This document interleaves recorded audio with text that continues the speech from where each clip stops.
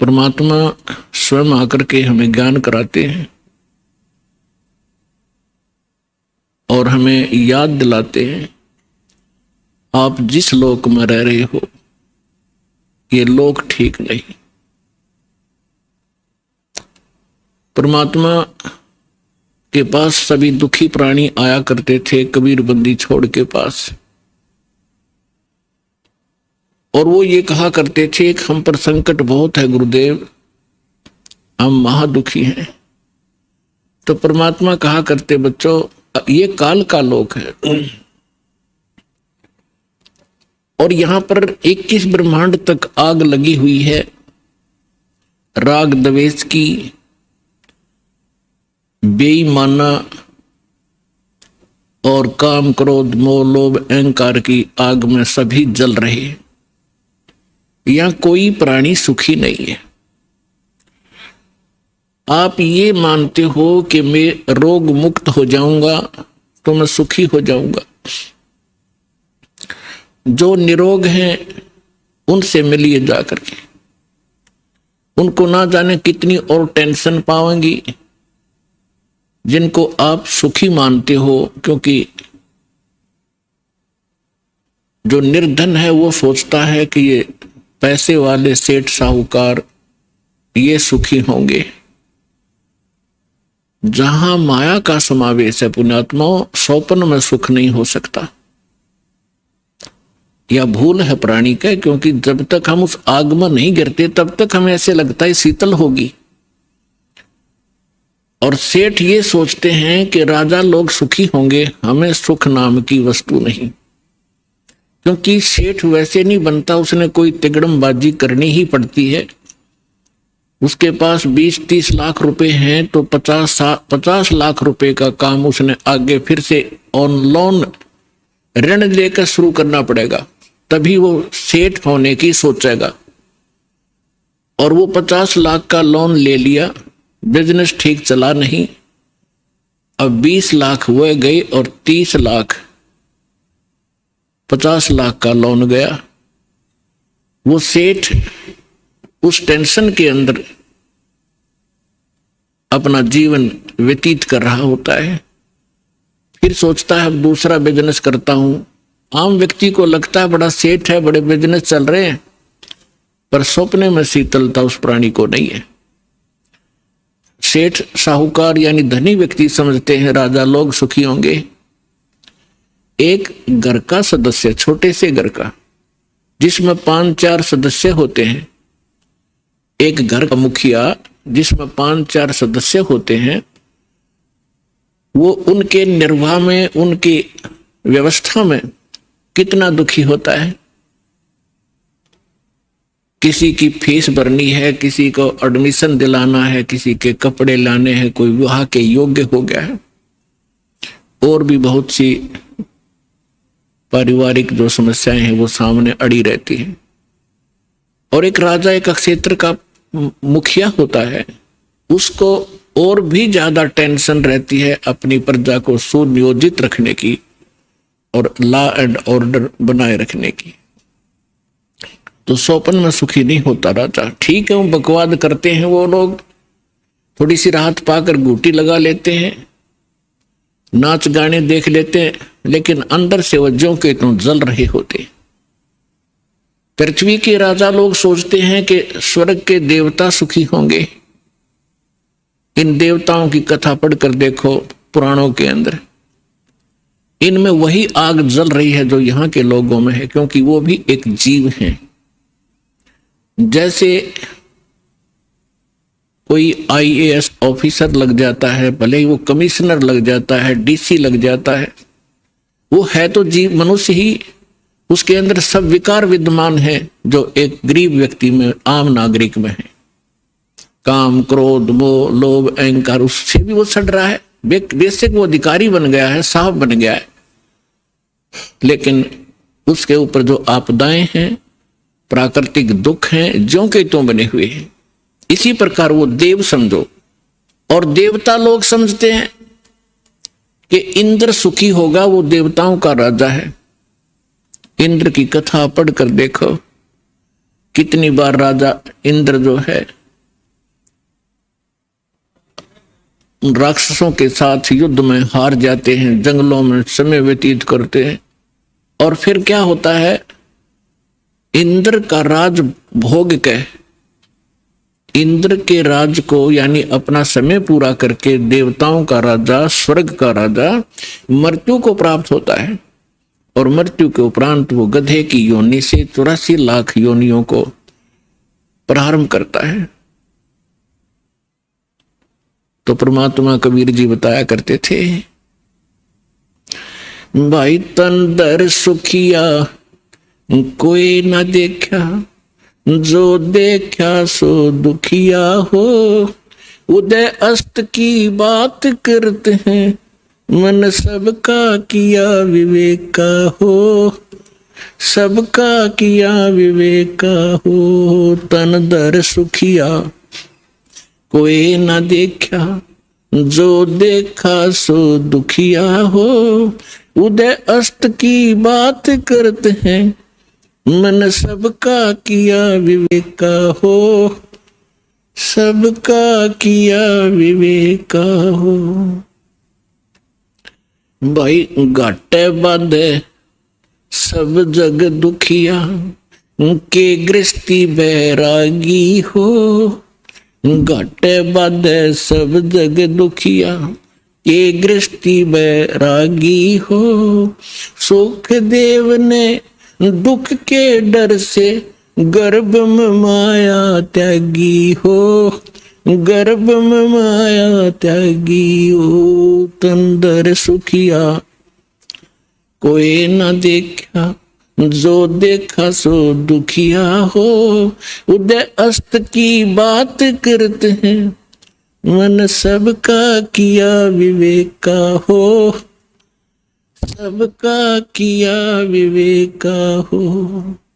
भाई जंगम दुखिया, ये जोगी ही दुखिया, तपस्वी को दुख दूना हो, जंगम दुखिया, जोगी दुखिया, तपस्वी को दुख दूना हो, आशा तृष्णा सब में व्यापे, कोई महल ना सुना हो, कोई महल ना सुना हो। तंदर सुखिया कोई ना देखा, जो देखा सो दुखिया हो, उदय अस्त की बात करते हैं, मन सबका किया विवेक का हो, सबका किया विवेक का हो। भाई साच कहूं तो ये जग न माने, पर झूठ कही ना जाई हो, साच कहूं तो ये जग न माने, पर झूठ कही ना जाई हो, ये ब्रह्मा विष्णु शिव जी दुखिया, जिन ये राह चलाई हो, जिन ये राह चलाई हो। तन दर सुखिया कोई न देखा, जो देखा सो दुखिया हो, उदय अस्त की बात करते हैं, मन सबका किया विवेक का हो, सबका किया विवेक का हो। भाई सूरपति दुखिया भूपति दुखिया, ये रंग दुखी बपरीती हो, सूरपति दुखिया भूपति दुखिया, रंग दुखी बपरीती हो, कहे कबीर और से भी दुखिया, एक संत सुखी मन जीती हो, संत सुखी मन जीती हो। तंदर सुखिया कोई न देखा, जो देखा सो दुखिया हो, उदय अस्त की बात करते हैं, मन सबका किया विवेक का हो, सबका किया विवेक का हो। सूरपति दुखिया भूपति दुखिया, ये रंग दुखी बपरीती हो, सुरपति दुखिया भूपति दुखिया, रंग दुखी बपरीती हो, कहे कबीरी और सब दुखिया, एक संत सुखी मन जीती हो, संत सुखी मन जीती हो, तन दर सुखिया कोई ना देखा, जो देखा सो दुखिया हो, उदय अस्त की बात करते हैं, मन सबका किया विवेका हो, सबका किया विवेका हो। अब परमात्मा कबीर जी बताया करते थे, बच्चों जिस लोक में आप रह रहे हो यहां सुख नाम की वस्तु नहीं है। इस झूठे सुख को ही आपने सुख मान लिया, हल्के दुख को आप सुख मान बैठे हो। अन्य की तुलना में आप पर कम आपत्ति है, आप उसे सुख मान बैठे हो। इस 21 ब्रह्मांड में सुख नाम की चीज नहीं है। क्या बताते हैं परमात्मा कि भाई घाटे बाद सब जग दुखिया, और के गृहस्थी बैरागी हो। अपने आत्माओं, हमारा दुर्भाग्य रहा कि हमें ऐसे नकली गुरु धर्म गुरु प्राप्त हुए जिनको अपने सिलेबस का भी ज्ञान नहीं। वो टीचर कौन से खाते के। वैसे तो ये वर्ण बाद में बने हैं, हम सभी एक ही थे, ना कोई ब्राह्मण था, ना क्षत्रिय, ना शूद्र, ना वैसे, सभी भाई बहन थे। फिर इन्होंने अपने वर्क डिवाइड कर लिए। एक भाई ने यानी एक कुछ व्यक्तियों ने मिलकर कहा भी आप शिक्षा ग्रहण करो और सदग्रंथों को समझो और इस ज्ञान को हमें बताओ। तो उनको पंडित कहने लगे जो सदग्रंथ पढ़ा करते थे और सुनाया करते थे। वो थे स्टार्ट में हम एक ही, हमारा गोत्र है। बाद में हम बढ़ते चले गए, आगे चल के हमारे वंश के नाम से कुल का गोत्र बनता चला गया, कुल गोत्र। तो उनको जो पंडित बने उनको पूरी छूट दे दी कि हम तुम्हें तुम्हारा सारे परिवार का खर्चा भी देंगे पूजा रूप में, आप इन सदग्रंथों को पढ़िए और हमें बताओ। ऐसा ही प्रारंभ हुआ। अब परमात्मा ने आके बताया है कि गुरु बिन वेद पढ़े जो प्राणी, और समझन सार रहे ज्ञानी, गुरु बिन काहु न पाया ज्ञाना, जो थोथा भूछड़े मोड किसाना।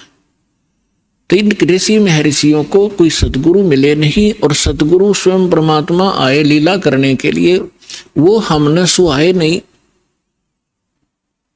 जैसे क्या होता है, जैसे किसी ने थोड़ा सा बोलन की शैली ठीक कर ली और 10-20 श्लोक गोट लिए, वेद या गीता या कोई वाणी पढ़ ली किसी संत की, तो आम स्थान पर खड़ा होकर वो 100-200 व्यक्तियों को प्रभावित कर सकता है अपने प्रवचन के बोलने की शैली से, लेकिन उसके पास कख नहीं है। जब तक सदग्रंथों का संपूर्ण ज्ञान ना हो और कंप्लीट वे ऑफ वर्शिप यानी पूर्ण भक्ति विधि ना हो, तो ज्ञान भी एक आने का नहीं।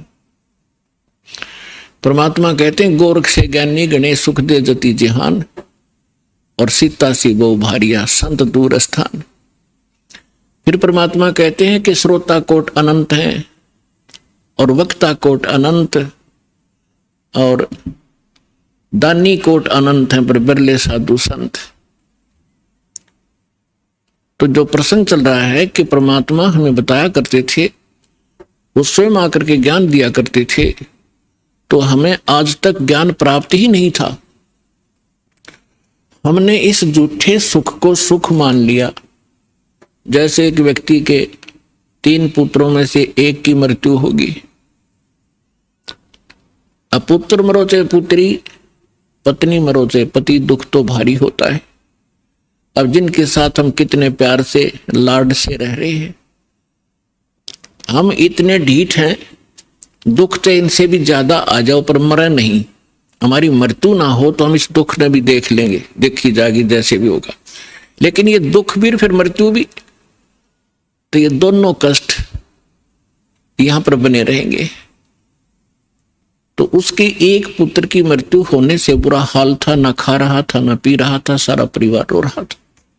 शोक व्यक्त करने के लिए कुछ व्यक्ति जाते हैं, उनमें से एक व्यक्ति ऐसा था जिसका एक ही पुत्र था, वही मृत्यु को प्राप्त हो चुका था कई वर्ष पूर्व।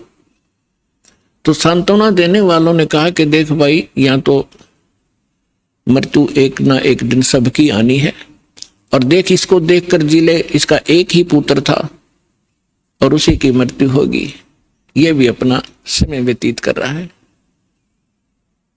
फिर उस व्यक्ति को जिसका पुत्र तीनों में से एक मृत्यु को प्राप्त हुआ था, तो उसको थोड़ा सा सांत्वना हुई, हौसला हुआ, ये सोचकर कि हे भगवान, इससे तो मैं भी सुखी, मेरे दो तो बच गए। फिर वो ठीक हो गया, रोटी खा ली, थोड़ा सा गम दूर हुआ, अब खाक सुख हो गया। क्या पुत्र वापस आ गया वो? तो परमात्मा कहते हैं झूठे सुख को सुख कहे, ये मान रहा मनमोद, ये सकल जबी ना काल का, कुछ मुख में कुछ बोध। और फिर परमात्मा हमें याद दिलाते हैं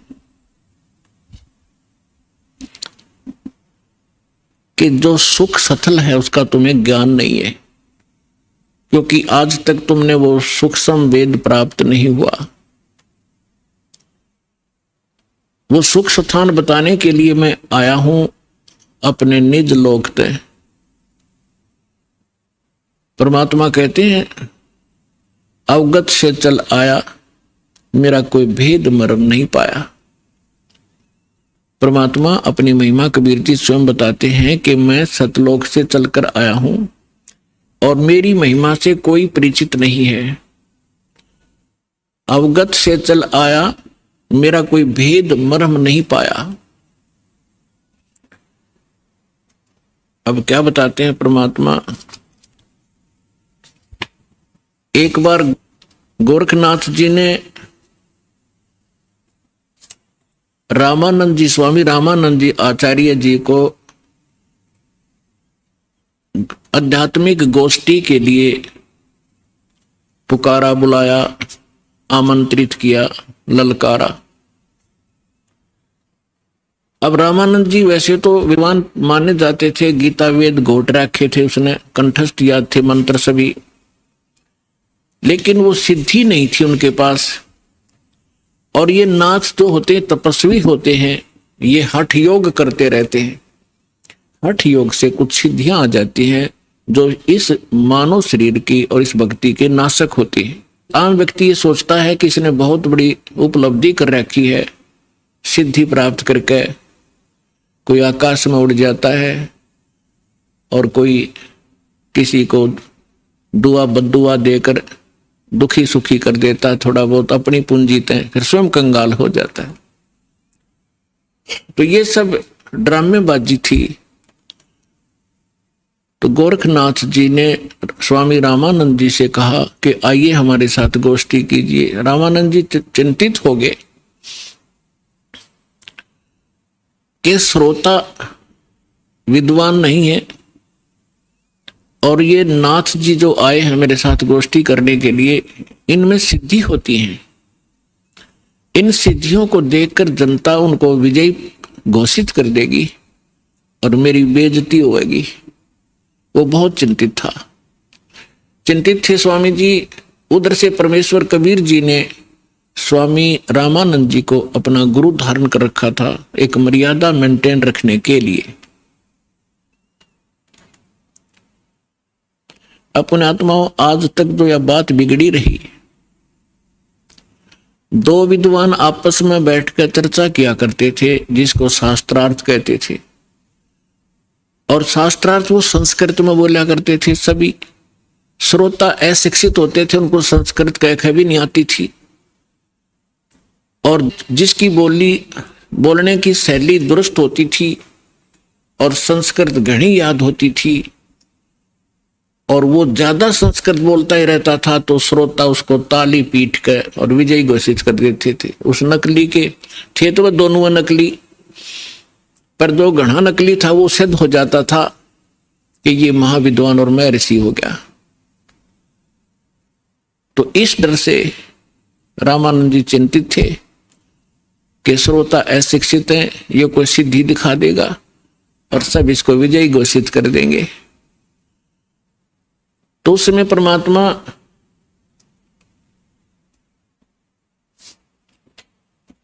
कबीर जी जब अपने गुरुदेव के आश्रम में पहुंचे,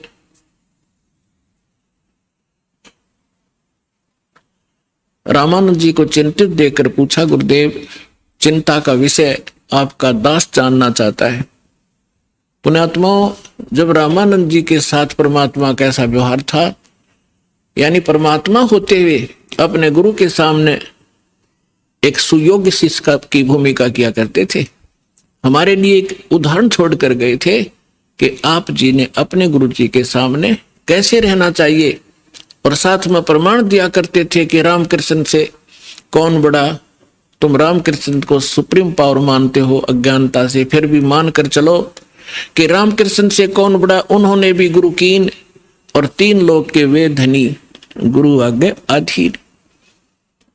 तो इस कारण से रामानंद जी ने फिर जब परमात्मा से परिचित हुए, सतलोक सचखंड में मालिक को देखा, तब कहा था, तुम साहेब तुम संत हो, तुम सतगुरु तुम हंस, और राम गरीबदास तेरे रूप बिना और न दूजा अंश।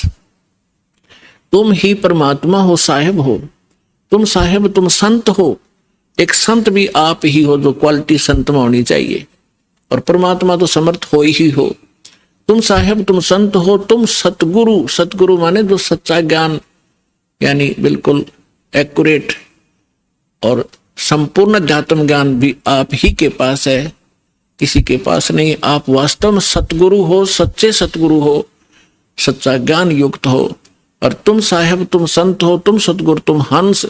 हंस माने एक नेक आत्मा, एक सुयोग्य शिष्य भी आप ही हो। तो परमात्मा ने कहा, क्या आपका दास चिंता का कारण जान सकता है? तब स्वामी जी के साथ बैठे और भी बहुत से ब्राह्मण ऋषि थे। उन्होंने बताया कि ऐसे कोई नाथ जी आए हैं, उन्होंने स्वामी जी से गोष्ठी करने को कहा है, और नहीं तो जो नहीं गोष्ठी के लिए आएगा तो हार मान ली जाएगी। और दूसरी कंडीशन ये रखी है कि जो हार जाएगा वो जीतने वाले का सह अनुयायी शिष्य बनेगा। तब स्वामी जी ने कहा कि हे भगवान, वो नाथ सिद्धि युक्त है, वो सिद्धि का ड्रामा दिखाएगा, जनता उसकी वाह वाह कर देगी और हमारा मिशन फेल होगा। मुझे चिंता ये खा रही है।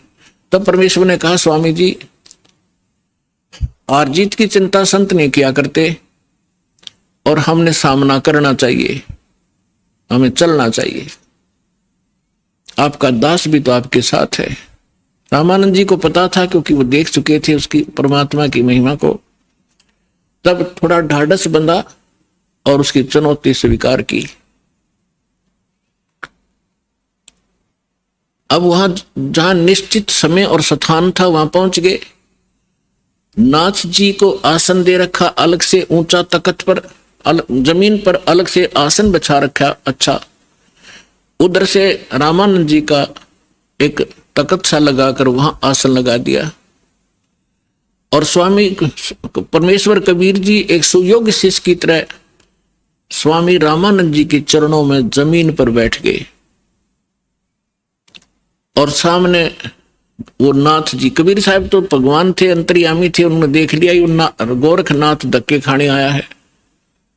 क्योंकि ये कुछ ऐसे साधक होते हैं जो पूर्व जन्मों के संस्कारी होते, और एक पूरे जीवन में उस भक्ति का अपना नाश भी कर जाते हैं। बहुत सी पूंजी लुटा जाते हैं, किसी को चमत्कार दिखाकर, किसी को हानि पहुंचाकर, और किसी को छोटा मोटा लाभ पहुंचाकर, फिर भी उनमें कुछ भक्ति शेष रह जाती है, जिस कारण से वो पितृलोक को प्राप्त हो जाते हैं। और पितृलोक में गए हुए ये एक सुप्रीम भूत होते हैं पितर, और वो कभी भी यहां आके प्रकट होकर के दिख जाते हैं। स्वर्ग के देवता भी यहां आ सकते हैं और वापस जा सकते हैं, लेकिन जन्म मृत्यु उनका कभी समाप्त नहीं हो सकता। तो गोरखनाथ जी ने देखा कि वहां वैष्णव पंथ का ज्यादा प्रचार कर रहे हैं स्वामी रामानंद जी, और नाथ पंथ सिकुड़ता जा रहा है, घटता जा रहा है। अब ये राग द्वेष ऊपर तक घर कर गया, वहां तक इनको, यहां से जाने के बाद भी ये दुखी रहते हैं अपने मैं मेरी के कारण। तो जिस कारण से उसने रामानंद जी को पराजित करने के लिए स्वयं आना पड़ा। हालांकि गोरखनाथ जी बहुत पहले अपने मानव शरीर का जो एक कर्म था पूरा करके जा चुके थे। तो परमात्मा ने देख लिया कि तो गोरखनाथ है, अपने वो तो जानी जान थे। तब गोरखनाथ जी ने कहा कि आइए रामानंद जी मेरे साथ गोष्ठी कीजिए। तब परमात्मा एक बालक थे छोटे से 10-12 वर्ष की आयु के, कि लीला कर रहे थे। उस समय जब गोरखनाथ जी गोष्ठी करने के लिए आए थे, तब परमात्मा खड़े हुए कबीर जी और कहा कि नाथ जी पहले मेरे से गोष्ठी कीजिए और बाद में मेरे सतगुरु से बात कीजिए। मेरे से निमट ले पहले, फिर गुरु जी से बात करना। आप गोरखनाथ जी इस बात से बड़ा दुखी हुआ कि अरे कबीर, तू छोटा सा बालक, तेरी आयु क्या है और तू गोष्ठी करेगा मेरे साथ? पता है मैं कौन हूं? कबीर साहब ने बता दिया कि मुझे मालूम आप कौन हो, आप गोरखनाथ हैं। इस बात से उसको बड़ा झटका लगा कि छोटे से बालक ने मुझे पहचान लिया। फिर गोरखनाथ जी ने कहा कि आपकी आयु क्या है? परमात्मा बोले कि सबसे बड़ा मूर्ख वो है जो मेरी आयु मुझे बालक बता रहा है। गोरखनाथ जी सुन रहे थे, अंदर से दुखी भी खूब हो रहे थे कि ये मुझे मूर्ख भी बताने की चेष्टा कर रहा है। तो क्या बताते हैं?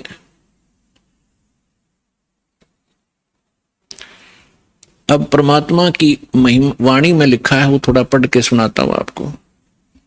योगी गोरखनाथ प्रतापी, तासों तेज पृथ्वी कापी, काशी नगर में 100 पग धरही, रामानंद से चर्चा करही।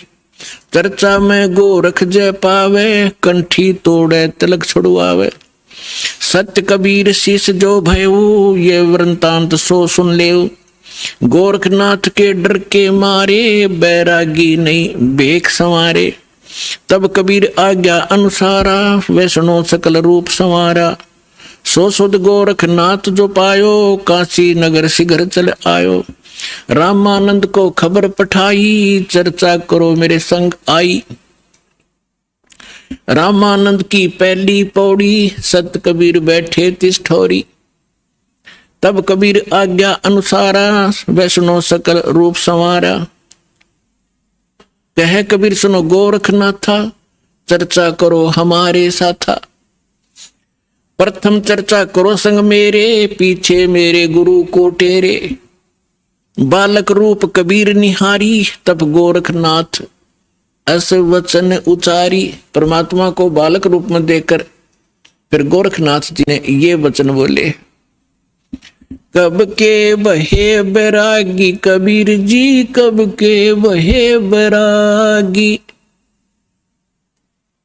कि तू छोटा सा बालक और कब से तू बैरागी बन गया? क्योंकि ये वैष्णव परंपरा के जो, या नाथ परंपरा के हैं, वैष्णव परंपरा के हैं, या कोई भी एक ग्रुप है इन साधु संतों का, ये अपनी एक पहचान अलग बनाते हैं। जैसे नाथ कई तो कान पड़वा लेते हैं, उनको कनपाड़े नाथ कहते हैं। कई जैसे वैष्णव है वो एक कंठी रखते हैं, एक तुलसी के मनिये की, एक तुलसी के लकड़ी का मन का, और एक धागे में बांध कर लटका कर रखें, जिससे वैष्णव परंपरा से दीक्षित होने की वो प्रतीक होता है। और एक लंबा सा तिलक लगाते हैं, टिक्की लगाते हैं, और जैसे साधु संत एक हाथ में फावड़ी रखते थे, ऐसे बैठकर साधना करते हैं उसके हठ योग के लिए। नीचे एक टी टाइप की एक लकड़ी का डंडा सा होता है, अंग्रेजी के अक्षर टी टाइप। तो परमात्मा रामानंद जी के शिष्य थे, उस दिन जानबूझकर एक साधु संत का रूप बनाकर, जैसे वैष्णव संत साधु भक्त होते हैं, कंठी गले में तिलक पूरा लगा रखा और टोपी पहन रखी और कंठी माला सुमरनी और वो सारा कुछ ले रखे, फावड़ी सी। अब परमात्मा बोले मेरी उम्र बताऊं क्या है। राम, ये नाथ जो होते हैं भगवान शंकर के पुजारी होते हैं। तो क्या बताते हैं कबीर जी, नाथ जी हम जब के बहे बैरागी, मेरी आद अंत सुध लागी, धू कार आद का मेला, नहीं गुरु कोई नहीं था चेला, जब का तो हम योग उपास्या, तब का फिरूं अकेला, धरती नहीं जद की टोपी दीनी, और ब्रह्मा नहीं जद का टीका, और शिव शंकर से योगी ना थे, जब तब का जोड़ी सिक्का, द्वापर की हम करी फावड़ी, त्रेता का हम झंडा, सतयुग मेरी फिरी दुहाई, मैं कलयुग फिरूं नौखंडा, गुरु के वचन साध की संगत, अदर अमर गर पाया, कह कबीर सुनो हो गोरख, हम सबको तत्व लखाया। अब गोरखनाथ जी ने जब ये सुना तेरा शंकर भी ना था तब का मैं हूं, मेरी इस शरीर को देखकर आप मेरी आयु का एस्टिमेट नहीं लगा सकते। तो परमात्मा क्या बताते हैं, जो बूझे सो बावरा, भाई क्या है उम्र हमारी, असंख्य युग पर ले गए हम तब के ब्रह्मचारी, कोटि निरंजन हो गए ये परलोक सिधारी, हम तो सदा महबूब हैं स्वयं ब्रह्मचारी, अरबों तो ब्रह्मा गए तेरे 49 करोड़ कन्हैया, और 7 कोट तेरे शंभू मर गए, मेरी एक नहीं पलैया। हाय हाय। अब क्या बता रहे हैं परमात्मा कि ये ज्योत निरंजन जो ब्रह्मा विष्णु महेश का पिता, जिसको गीता अध्याय नंबर 15 के श्लोक नंबर 16 में सरपुरुष कहा है, सरपुरुष अक्षर पुरुष 2 पुरुष बताए, तो ये 21 ब्रह्मांड का स्वामी ये ज्योत निरंजन है, ये काल है, ब्रह्मा विष्णु महेश का पिता है। तो परमात्मा कहते हैं करोड़ों तो ये निरंजन मर गए, इसके भी करोड़ों जन्म हो लिए, और फिर कहते हैं अरबों तो ब्रह्मा गए, और 49 करोड़ कन्हैया, और 7 करोड़ तेरे शिव शंकर मर गए, मेरी एक नहीं पलैया। अपने आत्माओं इस एक एक शब्द परमात्मा का बहुत गूढ़ रहस्य रखता है। जैसे ब्रह्मा जी की 100 वर्ष की आयु है, उसकी आयु कैसे बनती है, 100 वर्ष कैसे बनते हैं, जैसे सतयुग त्रेता द्वापर कलयुग 4 युग का एक चतुर्युग होता है, इसमें 43,20,000 कुल वर्ष होते हैं अपने मनुष्यों के वर्ष, और ऐसे ऐसे 1000 चतुर्युग का ब्रह्मा जी का दिन, इतनी ही रात्रि, फिर 30 दिन रात का 1 महीना और 12 महीने का वर्ष, ऐसे बने हुए, और फिर 100 वर्ष की आयु ब्रह्मा जी की। ब्रह्मा जी की से 7 गुना विष्णु जी की आयु अधिक है, और विष्णु जी से 7 गुना शंकर भगवान की। तो यहां परमात्मा क्या बता रहे हैं, अरबों तो ब्रह्मा गए, 49 करोड़ कन्हैया तेरे विष्णु जी, और 7 करोड़ तेरे शंभू मर गए, मेरी एक नहीं पलैया, मेरे जीवन की एक पल भी नहीं घटी।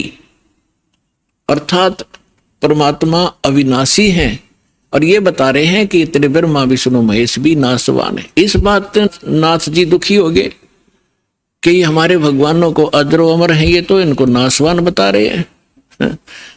तो परमात्मा कहते हैं एक ना भूला दो ना भूली, भूली सब संसारी, सबका बोल पट दिया। मेरे साथ दो भाई, मैंने सब जग भूला पाया।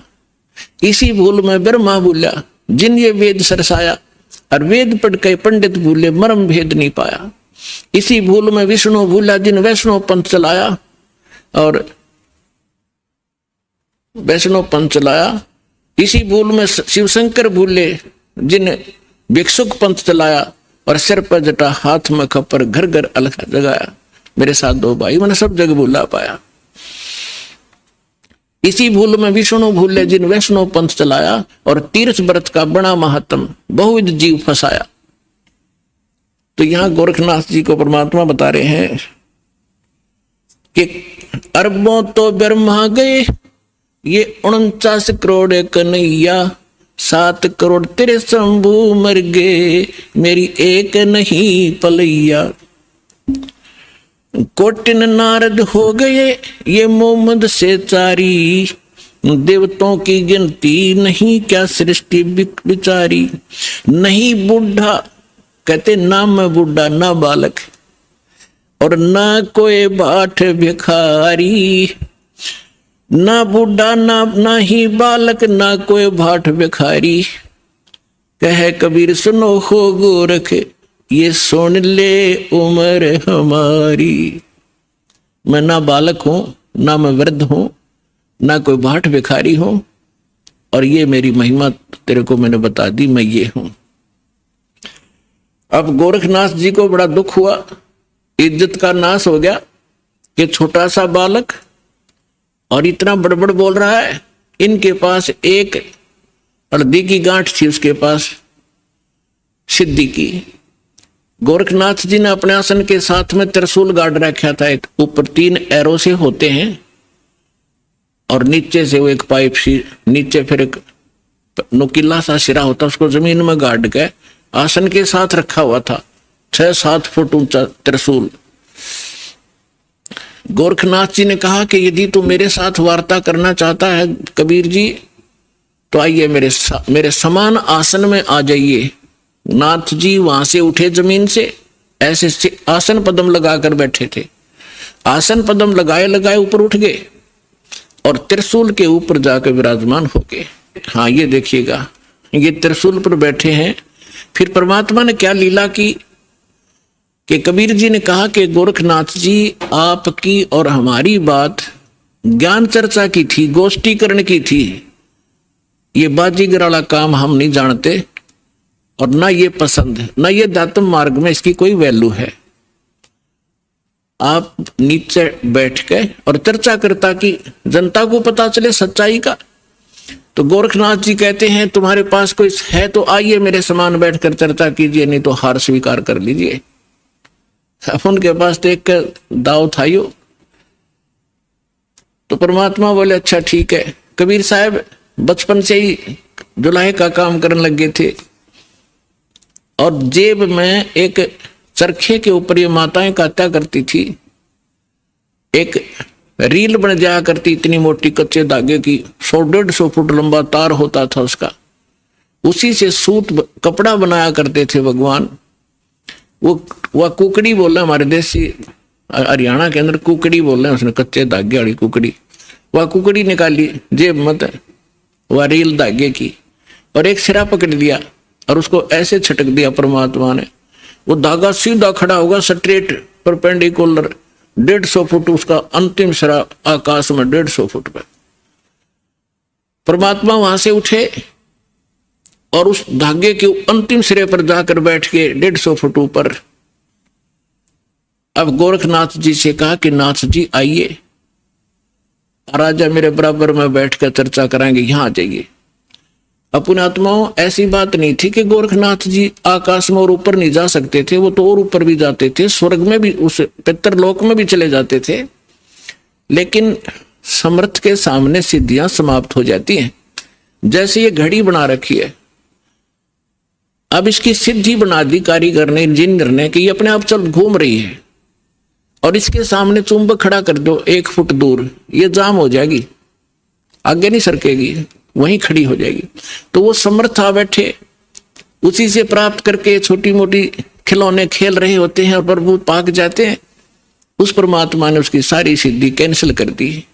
उठना चाहा था ऊपर को और जमीन पर ऐसे गड़ा धर्म देसी, सारा शरीर बोलिया, जान गया गोरखनाथ कि आज तेरी सिद्धि नहीं काम करेगी। अब गोरखनाथ ऐसे बैठा जैसे पैरालाइसिस हो जाता है इंसान को, टस मस नहीं हो पा रहा। तब गोरखनाथ जी ने कहा कि आ जाओ कबीर जी, नीचे आ जाओ, अब मैं समझ गया आपको, अब चर्चा करेंगे।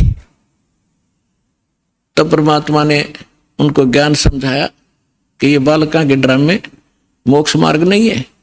कहते जंतर मंत्र जोग निभाई, काल चक्र जम जोरा खाई, तुम हो जम की फर्दी माही।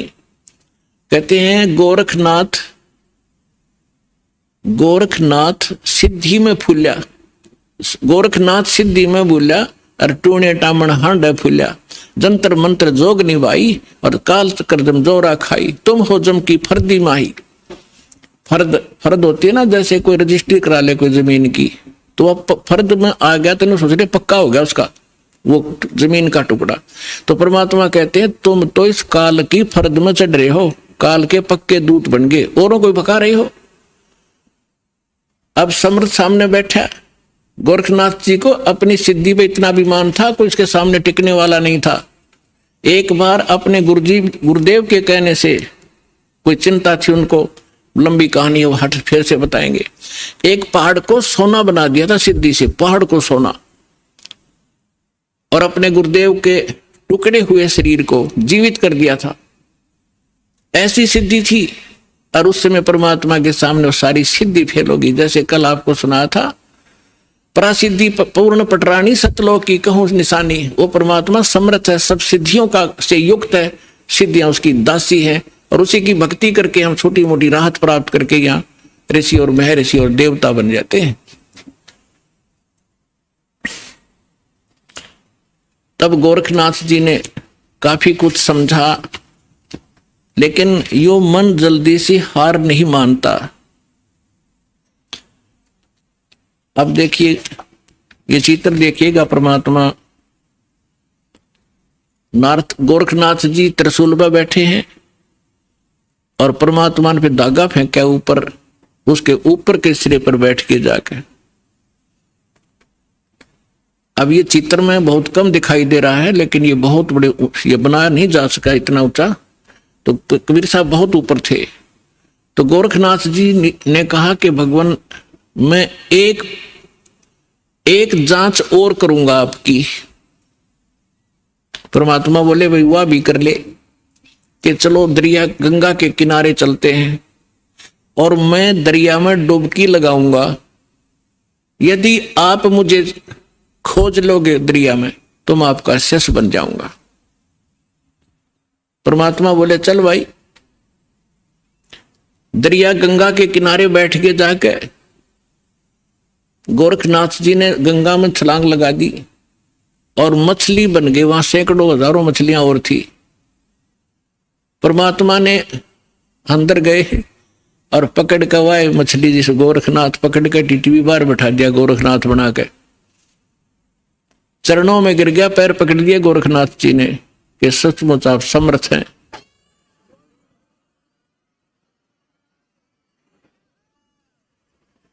तब गोरखनाथ जी ने कहा, हे परमात्मा आप कौन हो? आपने मेरी सारी फड़क निकाल दी और मैं अपने कर्म बिगाड़ रहा था, आपने मुझे बचा लिया। पुण्यात्माओं, ये मन है ना, ये काल का दूत है। आत्मा परमात्मा का अंश है। जब परमात्मा वहां खड़े थे, मन भाग गया, आत्मा रोए थी गोरखनाथ की। तो परमात्मा के जो सभी बच्चे हैं, ब्रह्मा विष्णु महेश भी उसी के बालक हैं।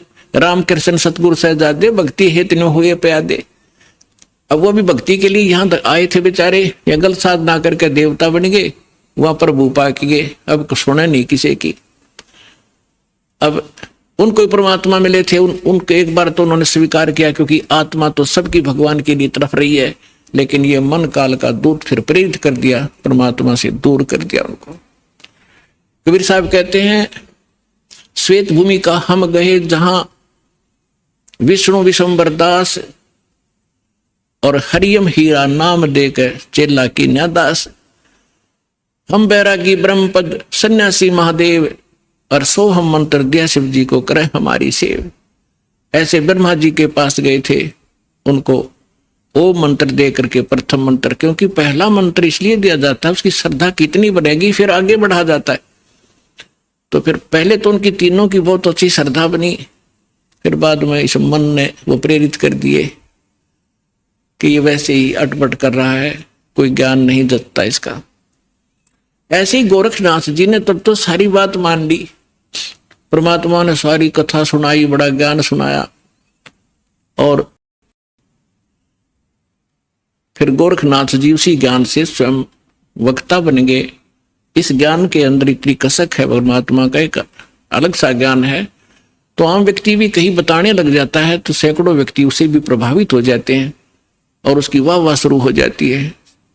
लेकिन जब तक समाधान पूरा नहीं होगा तो उसका कोई फायदा नहीं। जैसे ज्ञान है किसी को, और उसने किसी को बता दिया कि आपके ये रोग है, और उसको ज्ञान हो गया उसके बताने से कि आपको ये रोग है, ऐसे ऐसे लक्षण है इसके। अब ज्ञान कराने वाले को भी पता है और जिसको रोग है उसको पता लग गया उसके बताने से। अब दवाई ना बताने वाले के पास है, औषधि नहीं है, तो दोनों व्यर्थ है। तो संत ज्ञान भी हो और उसके पास कंप्लीट कोर्स हो, तो उस ज्ञान से तो जानकारी होती है, समाधान से वो साधना से वो समाधान होता है। समाधान नहीं तो ज्ञान एक आने का नहीं, यूजलेस है वो ज्ञान। तो फिर गोरखनाथ ज्ञानी पा गया कुछ दिनों के बाद, तो उसके लिए कहा कि गोरख से ज्ञानी गणे, उसके पास मूल मंत्र नहीं था। और सुख दे जति जहान और सीता सी बहु भारिया पर संत दूर स्थान। तो गोरखनाथ जी ने पूछा, प्रभु आप कौन हो, कहां से हो? आप यहाँ आपके तो लोग जुलाहा जुलाहा करते हैं, धानक कहते हैं आपको, तो क्या बताते हैं परमेश्वर? अवधू अवगत से चल आया, मेरा कोई भेद मरम ना पाया।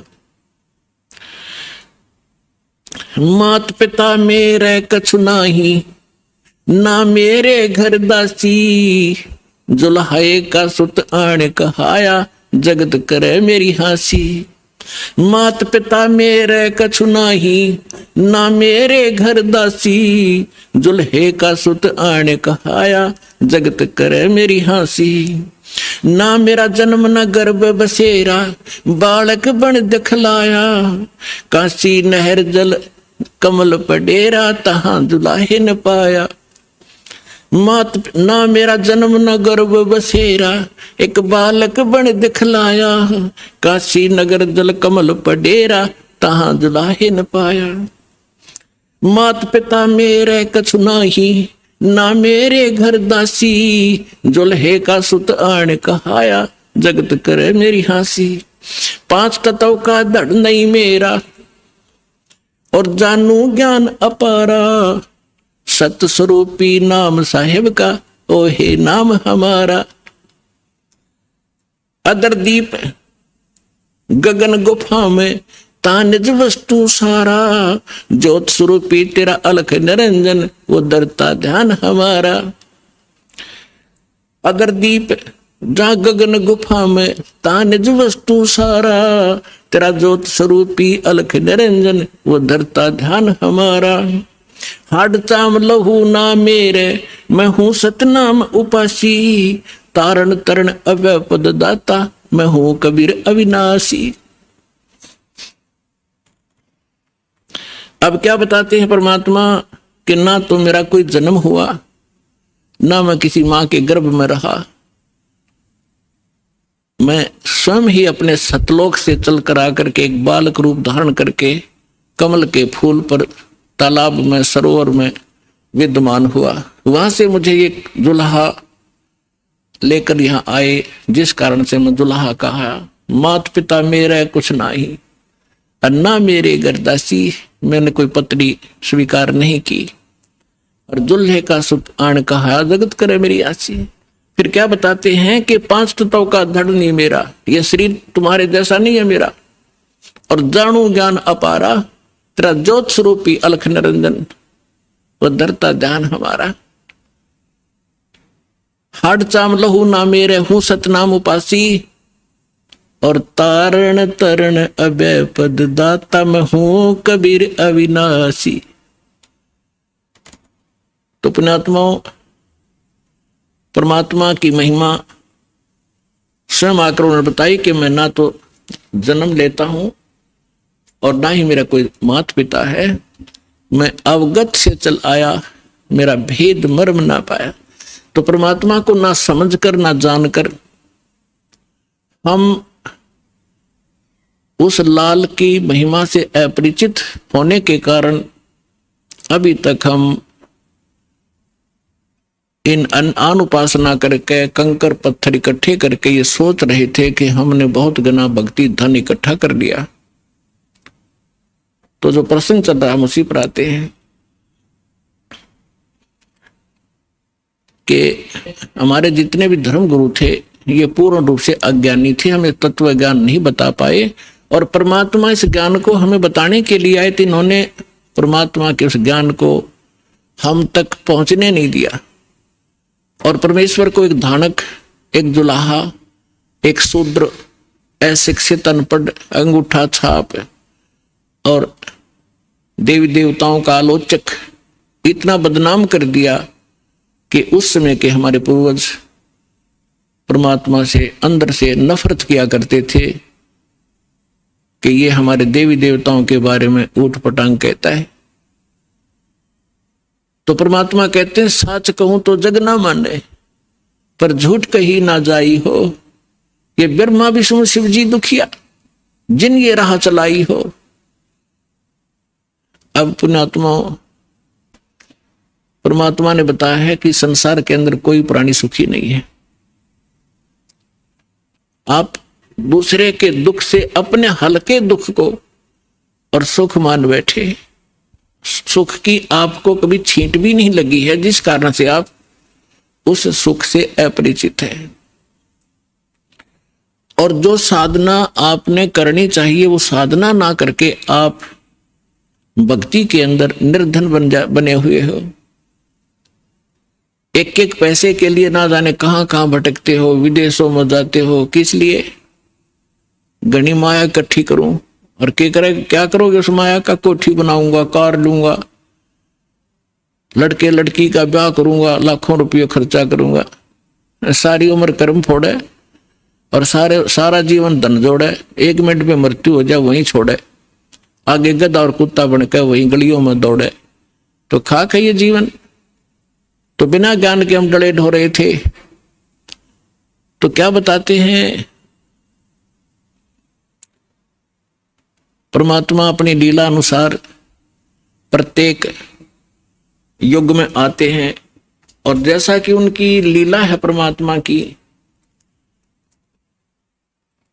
वो अब प्यारी आत्माओं को मिलते हैं। उनमें से किन किन को इस कलयुग के अंदर मिले भगवान? आदरणीय धर्मदास साहिब जी को, आदरणीय मुल्कदास साहिब जी को, आदरणीय नानक साहिब जी को, आदरणीय दादू दास साहिब जी को, आदरणीय गरीबदास साहिब जी गांव सुनानी जिला झज्जर वाले को, आदरणीय गीसा दास साहिब जी गांव खेखड़ा उत्तर प्रदेश वाले को। तो गरीबदास साहिब जी को परमात्मा ने एक विशेष ज्ञान दिया, जैसा कि आपको कल बताया था सत्संग में रात्रि में, कि परमेश्वर ने कहा था कि धर्मदास 12वां पंथ गरीबदास पंथ होगा और उसमें मेरी महिमा की वाणी पुनः प्रकट होएगी। और उस गरीबदास का पंथ जब चलेगा उसी पंथ में आगे चल के हम आएंगे। और कब आएंगे? जब कलयुग 5505 वर्ष बीत चुका होगा, तब हमारी महिमा पुनः विशेष विशाल रूप से विस्तार से चलेगी और तब पूरे विश्व को पार करेंगे हम। तो गरीबदास जी ने परमात्मा के विषय में जानकारी के बाद क्या कहा है? मत दे दी है बालम याणे नू, मत दे दी है बालम याणे नू, मत दे दी है बालम याणे नू, मत दे दी है बालम याणे नू। जब ज्ञान हुआ परमात्मा के संपर्क में आने से, सचखंड देखा, भगवान के साथ रहे गरीबदास जी, सो ऊपर के सारे लोग देख कर आए। गरीबदास साहिब जी को गांव छुड़ाने जिला झज्जर हरियाणा के अंदर खेतों में गौ चरा रहे थे, 10 वर्ष के बालक थे। तब परमेश्वर अपने लीला अनुसार आए थे। दृढ़ भक्तों को, अच्छी आत्माओं को मिलते ही मिलते हैं, अपना ज्ञान सुनाते हैं। उनको वहां मिले, फिर सचखंड लेकर गए, सारे ब्रह्मांड दिखाए, ब्रह्मा विष्णु महेश की सतीथि से परिचित कराए। और धर्मराज जो यहाँ का न्यायाधीश है, परमात्मा उसके दरबार में पहुंचे। उस यहाँ के न्यायाधीश धर्मराज ने अपनी चेयर छोड़ दी, आसन छोड़कर खड़े हो गए, हाथ जोड़ के। पुण्यात्मा, अध्यात्म मार्ग एक ऐसा है, उसमें लोग दिखावा करने की आवश्यकता नहीं। जो समर्थ होगा उसके सामने वाले को तुरंत झटका लगेगा, वो समझ जाएगा कि ये प्रबल पावर है। तो एकदम हाथ जोड़कर खड़े हो गए।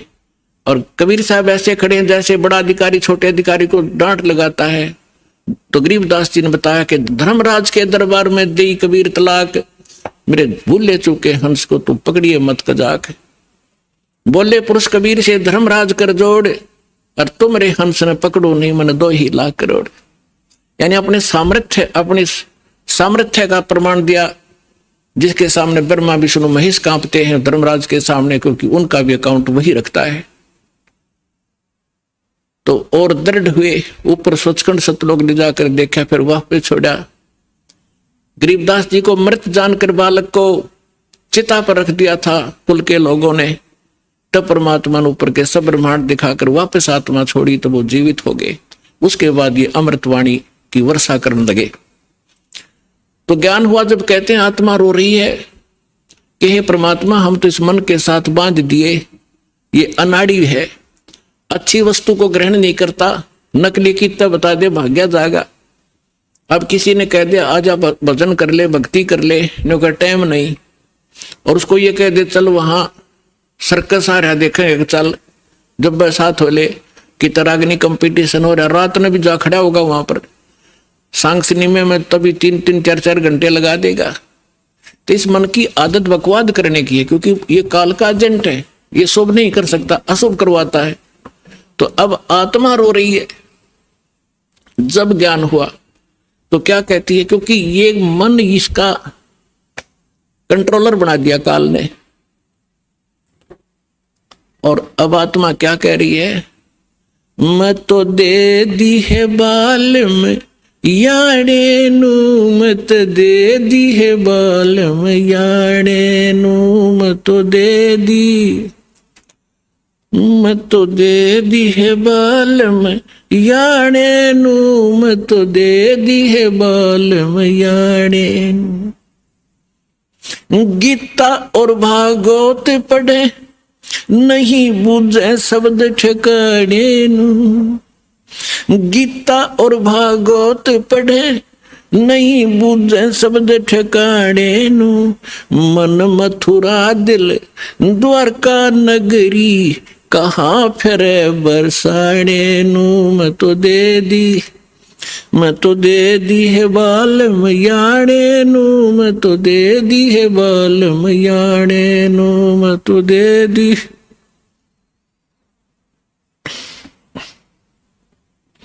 जब फुरमान धनी का आवे को राखे घर जाने नू, जब फुरमान धनी का आवे को राखे घर जाने नू, जा सतगुरु का शरणा लीजे जो मेटे जम तलबाने नू, जा सतगुरु का शरणा लीजे जो मेटे जम तलबाने नू, मैं तो दे दी,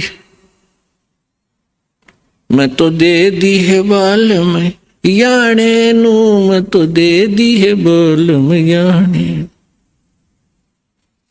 उत्तर दक्षिण पूर्व पश्चिम फिरदा दाने दाने नू, उत्तर दक्षिण पूरब पश्चिम फिरदा दाने दाने नू, सर्व कला सतगुरु साहेब की हरि आणे नू, सर्व कला सतगुरु साहेब की हरि आणे नू, मैं तो दे दी है बालम याने नू, मैं तो दे दी है बालम याने नू। जम किंकर का राज कठिन है, ये नहीं छोड़ राजा राणे नू, जम किंकर का राज कठिन है, नहीं छोड़ राजा राणे नू, या दुनिया दा जीवन झूठा तुम भूल गए मर जाने नू, या दुनिया दा जीवन झूठा तुम भूल गए मर जाने नू, मैं तो दे दी, मैं तो दे दी है बालम याने नू, मैं तो दे दी है बालम याने नू। शील संतोष विवेक विचारो, ये दूर करो जुल्माने नू, शील संतोष विवेक विचारो, दूर करो जुल्माने नू, ज्ञान दाराज ध्यान दी तुरिया, कोई जाने पान रसाने नू, मैं तो दे दी है बालम याने नू, मैं तो दे दी है बालम याने नू। महल कपाट सतगुरु ने खोले, अमी महारस खाने नू, महल कपाट सतगुरु ने खोले, अमी महारस खाने नू, गरीब दास सुन भंवर उड़ावे, गगन मंडल रम जाने नू, मैं तो दे दी याने नू, मैं तो दे दी है बालम याने। अब क्या बताते हैं आदरणीय गरीबदास साहिब जी परमात्मा से प्राप्त ज्ञान को हमारे लिए कैसे सुना रहे हैं, कैसे बताया उन्होंने। आत्मा कह रही है जब ज्ञान हो गया तो गरीबदास जी कहते हैं मैं तो दे दी बालम याने नू, याना माने बालक, बालक बुद्धि का व्यक्ति, अनजान बिल्कुल छोटी बुद्धि का, जैसे बालक की बुद्धि जिस सत्र की होती है, तो हमारे ऋषि महर्षियों की इस सत्र की बुद्धि थी, क्योंकि ये सब काल के अधीन थे। तो क्या बताते हैं, गीता और भागवत पढ़े ना बुझे शब्द ठिकाने नू, गीता और भागवत पढ़े नहीं बुझे शब्द ठिकाने नो, मन मथुरा दिल द्वारका नगरी, कहाँ फिरे बरसाने नो। अब क्या बताना चाहते हैं कि गीता खूब पढ़े, गीता के मर्मज कवावे, भागवत की कथा 7-7 दिन सुनावे, उस कथा के कहने से मोक्ष होगा, गीता के पढ़कर सुनाने से मोक्ष नहीं होगा। उसके अंदर जो मूल मंत्र लिखा है उसकी साधना करने से मोक्ष होगा। अब गीता और भागवत पढ़े न बुझे शब्द ठिकाने नु, यानी जो सही मंत्र है, गीता श्रीमद् भगवद गीता में ओनली 1 मंत्र है जो ब्रह्म साधना का है।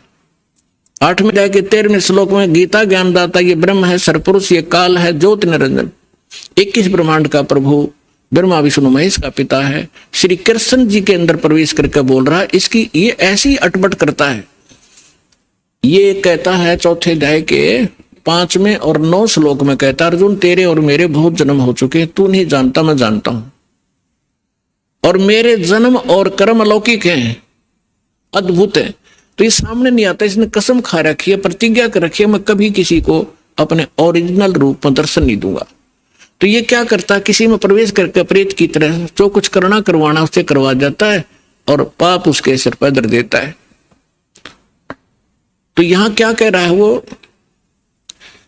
तो गीता अध्याय नंबर 8 के श्लोक नंबर 13 में कहा कि मेरा एक ओम अक्षर है, ओम इति एकाक्षरम ब्रह्म विहारण माम अनुस्मरण और ये प्रियति तदन देहम सयाति परमाम गति, मेरा केवल एक ओम मंत्र है, नथिंग एल्स। और जो इस ओम नाम के जाप का अंतिम सांस तक, शरीर छोड़ने तक सिमरण करता हुआ, छोड़ता हुआ भी सिमरण करता हुआ जाता है, तो ओम से मिलने वाली परम गति यानी ब्रह्मलोक की प्राप्ति कर सकता है। गीता अध्याय नंबर 17 के श्लोक नंबर 23 में फिर इसने स्पष्ट कर दिया है कि उस सच्चिदानंद घन ब्रह्म की भक्ति का मुझे ज्ञान नहीं है, लेकिन सांकेतिक बताता हूं, वो 3 मंत्र का जाप है। ओम तत्सत इति निर्देश ब्रह्मण त्रिवेद समर्थ है, तो उसके पाने का ये 3 मंत्र का जाप है। तो यहां गरीबदास जी समझाना चाहते हैं, गीता और भागवत पढ़े न बुझे शब्द ठिकाने नु, ठिकाने माने जो सही मंत्र है, तो वो गीता का पाठ करें और कति कंठस्थ याद कर ले पूरे पूरे अध्याय, और जाप जप हरे कृष्ण कृष्ण कृष्ण हरे हरे राधे राधे श्याम मिला दे, कोई बात हुई है? फिर गीता किस लिए पढ़ रहे हो तुम? तो यहां परमात्मा कहा करते थे, मोती मुक्ता दर्शत नाही, ये जग है सब अंदरे, दिखत के तनैन चश्म इनके फिरा मोतिया बंदरे। किसी को मोतिया बिंद का रोग हो जाए, आंखों में आंख बड़ी साफ दिखाई देती है, जैसे किसी ने बहुत घना दिखता होगा, उसको दिखता कुछ नहीं। तो ऐसे ही विद्वान थे, संस्कृत के सब ग्रंथ के ग्रंथों को कंठस्थ याद कर लेते थे, लेकिन उसमें लिखा क्या है, उसमें मार्गदर्शन क्या है, इनको कख भी पता नहीं था। इसलिए परमात्मा ने कहा है कि दिखत के तन्नैन चश्म, दिख विद्वान और इनका फिरा मोतिया बिंद्रे। गीता के अंदर क्या लिखा है कि ओम नाम का जाप कर, और कुछ नहीं, बकवास छोड़ दे। 9वें अध्याय के 25वें श्लोक में गीता जी में कहा है कि भूत पूजने वाला भूत बनेगा, और पितर पूजने वाला पितरों को प्राप्त होगा, पितर बन जाएगा। देवताओं का पूजने वाला देवताओं के लोक में जाएगा, उनका नौकर लगेगा, और मेरा पुजारी मुझे प्राप्त होगा। और उस परमात्मा की भक्ति को संत बताएगा। 4 अध्याय के 34वें श्लोक में कहा है। तो ये श्राद्ध भी मना कर रखे, भूत पूजा है, श्राद्ध भूत पूजा है, पितृ पूजा है। अरे ये हमारे देवता, ये गुरु हमारे यही करवा रहे हमारे से, सारे भूत पूज के भूता बनवा दिए। अब परमात्मा ने सूक्ष्म वेद में बताया है कि राम रमय सो राम है, देव रमय सो देव, और भूत रमय सो भूत है, सुनो सकल सुरभेव। और ये हमें ये साधना करवा के हमारे पूर्वजों को मिट्टी में मिला दिया। अब क्या बताना चाहते हैं कि गीता और भागवत पढ़े, न बुझ शब्द ठिकाने नु, और मन मथुरा दिल द्वारका नगरी, कहा फिर बरसाने नु। देख कांडले द्वार रखे हमारे से। क्या कहते हैं, मथुरा में किस लिए जाते हो? कि भगवान श्री कृष्ण की यहाँ रज चरण की रज डली हुई थी, और वहां जाने से मोक्ष होगा। गोवर्धन पर्वत को परमात्मा ने उठाया था, उसकी परिक्रमा करो गिरिराज की, मोक्ष हो जाएगा। भले आदमियों, पहले तो ये सोचो कि गोवर्धन गिरिराज को किस लिए उठाया था श्री कृष्ण जी ने?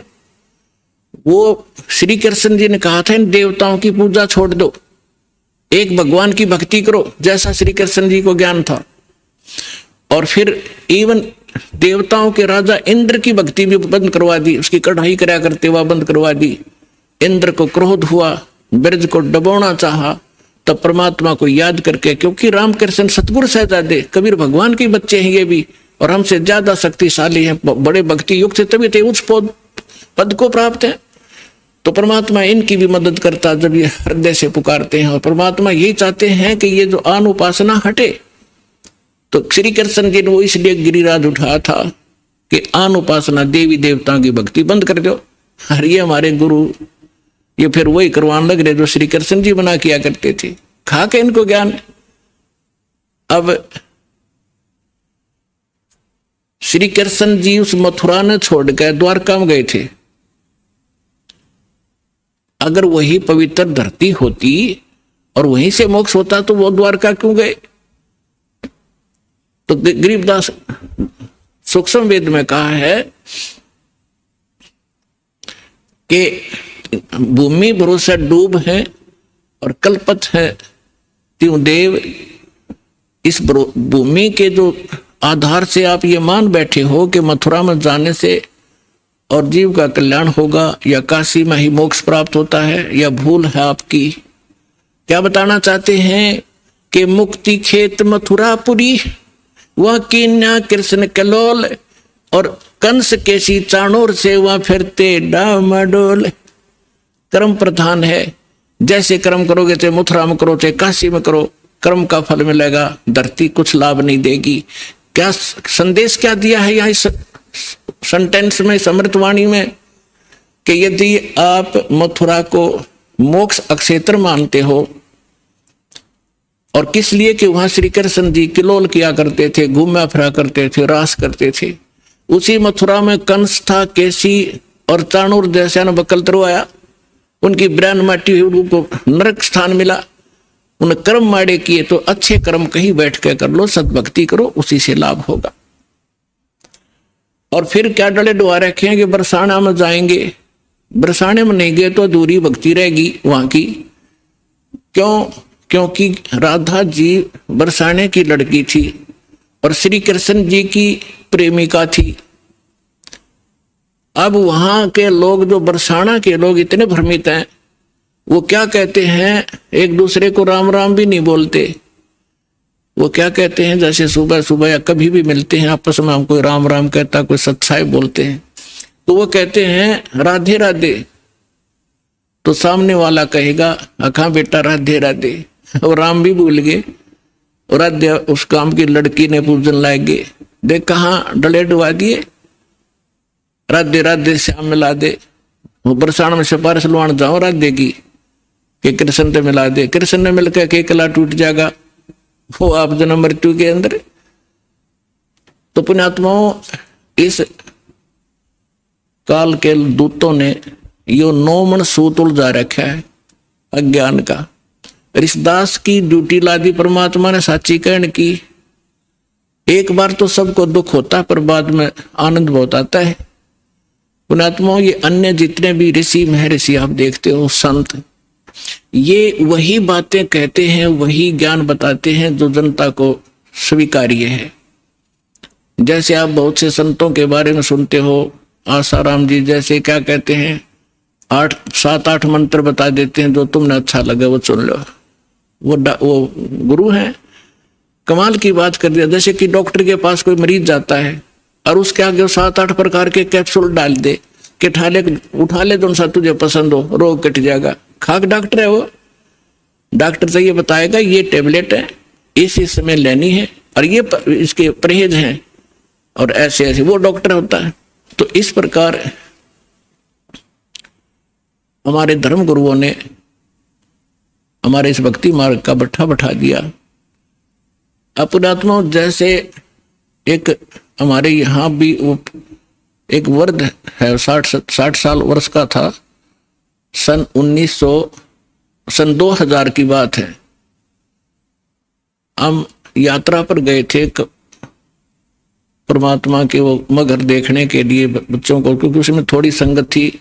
इनको दिखाकर काशी में लहर तारा तालाब दिखाया, इनको ये दृढ़ हुए, फिर उन्होंने लाखों को दृढ़ कर दिया कि सचमुच हम देख कर आए हैं। बाकी वहां जाना सिर्फ मोक्ष नहीं, लेकिन अपना तीर्थ स्थल, अपना विश्वास दृढ़ करने के लिए हम गए थे। तो रास्ते में एक्सीडेंट हो गया किसी कारण से, जिस बस में वो बूढ़ा बैठा था उसकी टांग फ्रैक्चर होगी।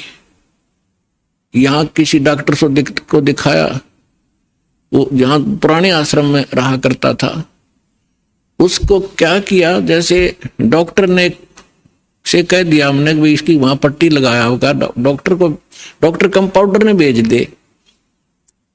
और वो बूढ़ा जाते ही नो कह, क्योंकि जख्म था उसके ऊपर से जो पट्टी उतार के, और उसके अंदर जो जख्म बना हुआ था उसको जरा सा भी हाथ लावे और वो नौका मर गया। तो कंपाउंडर क्या करे, उसी के ऊपर ऐसे ही थोड़ी सी पट्टी लगावे, दवाई लगा और पट्टी बांध जावे। रोजाना के 20 रुपये ले ले, 5-7 उसके होंगे, 2-4 5-10 डॉक्टर के होंगे उसमें से। तो 1 महीना हो गया, दर्द ज्यों का त्यों चिल्ला हुआ बूढ़ा। तो एक ऐसे ही कोई हमारा उसमें एक सेवक रहता था, उसका मित्र एक डॉक्टर था, वो चला गया। उसने पहले भी देखा था कि बूढ़े का चोट लग गई, कहाँ जी फ्रैक्चर हो गया था। उस दिन 1 हफ्ता 10 दिन के बाद उसने फिर पूछा क्या वृद्ध ठीक हो गया? तो उस भक्त ने बताया जी ठीक अभी हुआ नहीं है। तो उसने कहा चलो मैं देखता हूं। उसने जाकर देखा, वो पट्टी उतारी, उसमें मवाद भरा और इतना बड़ा सूज रहा वो। तो उसने कहा, इसने तो बैठा दिया, भाई कौन ऐसा डॉक्टर, ये तो मवाद निकालने पार पड़ेगी। वो मोटरसाइकिल से उसके स्कूटर अपने घर पर गया, वहां से सारा ट्रीटमेंट का सामान लिया और वो पट्टी पाड़ के और उसका मवाद निकाला। बूढ़ा रोया बुरी तरह, हाय मर गया, हाय मर गया। वो कहने लगा, बाबा जी थोड़ी सी देर मर लेगा फिर ठीक हो जाएगा, ये दर्द 5 मिनट का है, फिर कति सुख हो जाना, टांग कटेगी तेरी। ऐसा जुल्म कर दिया इस नालायक ने। तो पुण्यात्मा उसने करके साफ और लगा के दवाई, पेन किलर दवाई गोली दे दी। तीसरे दिन जख्म भर गया बुढ़े का और 1 हफ्ते में कति चालन ठीक हो गया।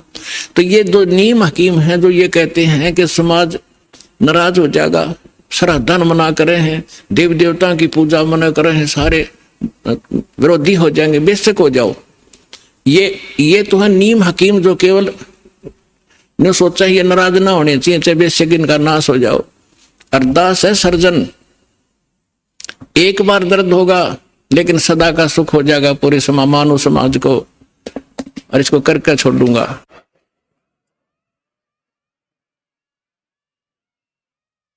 तो यहाँ क्या बताना चाहते हैं परमात्मा के मन मथुरा दिल द्वारका नगरी, कहाँ फिरता बरसाने नु।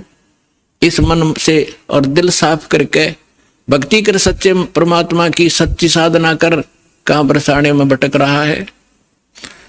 फिर क्या बताते हैं कि जब फरमान धनी का आवे, को राखे घर जाने नु, जा सतगुरु का शरणा लीजे, जो मेटे जम तलबाने नु। मैं तो दे दी है बालम याने नु, मैं तो दे दी बालम याने।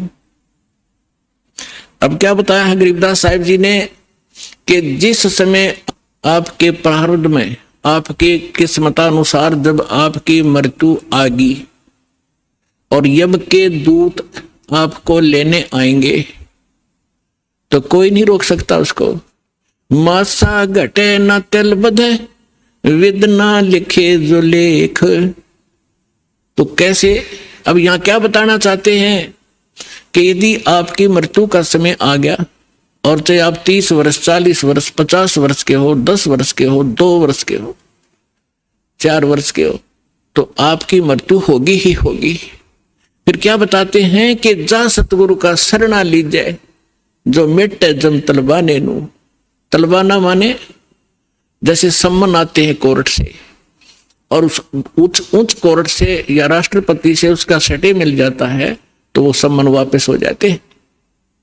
तो यहां क्या बताना चाहते हैं कि जब फुरमान धनी का आया, आदेश आ गया, यहां जो विधाता ने विधान बना रखा है, तो को राखे घर जाने नु, और जा सतगुरु का शरणा लीजिए, मिटे जम तलबाने नु। धर्मराज दरबार में देई कबीर तलाक, मेरे भूले चुके हंस को तू पकड़िए मत कजाक। बोले पुरुष कबीर से धर्मराज कर जोड़े, तुमरे हंस को पकड़ो नहीं मुझे 2 ही लाख करोड़े। फिर क्या बताते हैं, धर्मराज ने फिर विनती की, प्रभु हे परमेश्वर, यहाँ का एक विधान है इस हमारे लोक का कि जैसा कर्म जिसने किया है वो दोनों भोगने पड़ेंगे, पुण्य भी और पाप भी। तो वो तो मैंने दंड देना पड़ेगा, उसका कोई समाधान बताओ। तो क्या बताते हैं कि कर्मों से तीरथ हैं वो अब जो जपे कबीरे, उनको तो पकड़ना पड़ेगा और जड़नी पड़े जंजीरे। वो तो मेरे बस की बात नहीं, मेरी विधान है परमात्मा। तब परमात्मा कबीर जी ने कहा कि कर्म भ्रम ब्रह्मांड के, मैं पल में कर होने से, जिन हमारी 2 ही दी सो करो हमारे पैसे। कहते हैं ये कर्म भ्रम तुमने यहाँ इनको मिसगाइड करके बुरे जुल्म करवा रहे हो तुम। ये कर्म भ्रम ब्रह्मांड के मैं पद्म कर दूं नेस, इन पर कलम मार दूंगा, इनको खत्म कर दूंगा। और जिन्होंने मेरी दुहाई दी वो करो हमारे पेश, उसका अकाउंट भी मत लेना तू। तो ये ज्ञानदास सुनाता ही रहता है, परमात्मा की अमरवाणी है, ये कोई डूम बाट के गीत नहीं, उस सच्चे परमेश्वर का बताया हुआ सच्चा विधान है। और ये ज्यों का त्यों है। परमात्मा ने कहा कि जो ये कह दे मेरे पास, तेरे पास आके मैं परमेश्वर कबीर जी का भक्त हूं, उसका अकाउंट भी मत लेना। जो मेरा सत्य साधक हो और किसी गलती से वो तुम ले भी आए हो तो मेरे पास भेज देना, करो हमारे पेश। एक भक्त बता रहा था जी, मैं सपने में रात को सो रहा था और 2 बैंकर से आए और मुझे कहने लगे कि चल तू। मैं उठकर चल पड़ा उनके साथ साथ। और जब पहुंच गए ना, एक बड़ी सी बिल्डिंग दिखाई दी थी, उसके निकट जाकर मैंने पूछा भी कहाँ ले जा रहे हो तुम मुझे? वो कहने लगे हम तुझे धर्मराज के पास ले जाएंगे और वहां तेरा लेखा जोखा होगा, फिर उसके बाद आगे जैसे आदेश होगा तेरा आगे फिर हम उसके बाद बताएंगे। तो कहने लगा तुम यम के दूत हो? हाँ, कहाँ यम के दूत हैं। तो उसको बात याद आ गई कि हमें ज्ञान में सुना है, गुरुजी बताते हैं परमात्मा कबीर जी के भक्त को और यम के दूत नहीं पकड़ सकते। तो मैं उनके साथ झगड़न लग गया गुट्टम गुट्टा कि तुम मुझे नहीं ले जा सकते, छोड़ो। तो काफी देर मेरा उनका झगड़ा हुआ। तो मैंने बताया कि मैं कबीर परमेश्वर की भक्ति करता हूँ, सच्चे सतगुरु की शरण में हूं, तुम कैसे ले जा सकते हो? और नहीं तो पूछ लो तुम्हारे उस जिसके पास मुझे ले जा रहे हो। तो उन्होंने देखा कि बड़ा दृढ़ता से बोल रहा है। उसने कहा, एक ने कहा कि तू यहाँ खड़ा रहे, मैं पता करके आता हूं। कहते वो अंदर गया, उसने मुझे आवाज सुनाई दे। उसने पूछा कि महाराज ऐसे ऐसे, वो कह रहा है कि मैं कबीर जी का शिष्य हूं, भक्त हूं, और तो मुझे नहीं ग्रहण कर सकते। धर्मराज से कहा। धर्मराज ने अकाउंट देखा, वो दोबारा खोल कर देखा कि निकम्मे कित ले आई इसने, इसको वापस छोड़ दो फटाफट, मुन्ने भी मरवाओगे तुम। तो तभी वापस आया और कहने लगा अरे छोड़, इसने बला ने ऊपर तो पटक दिया मैं, और न्यू आऊं जैसे गोते खाता हुआ, झटके लगता हुआ, और एकदम बॉडी में प्रवेश किया। और जब मैं उठा पसीना पसीना हो रहा, मेरी जाग खुल गई, नींद खुल गई, और काफी देर तक मेरा शरीर सुन रहा, मैं हिल डुल नहीं सका, हिल डुल नहीं पाया। यदि मुझे ऐसी स्थिति मेरे शरीर की ना होती तो मैं सपना मानता इसको। तो उस दिन के बाद कह रहा कि और गणा दृढ़ विश्वास हो गया परमात्मा पे। तो यहाँ गरीबदास जी उसी परमात्मा की समर्थता बता रहे हैं कि जब फरमान धनी का आवे को राखे घर जाने नु, कौन बचाओ वहां जाने से? और जा सतगुरु का शरणा लीजे मेट जम तल बाणे नु, मैं तो दे दी बालम याने नु, मैं तो दे दिए बालम याने नु। उत्तर दक्षिण पूरब पश्चिम तो फिरता दाने दाने नु।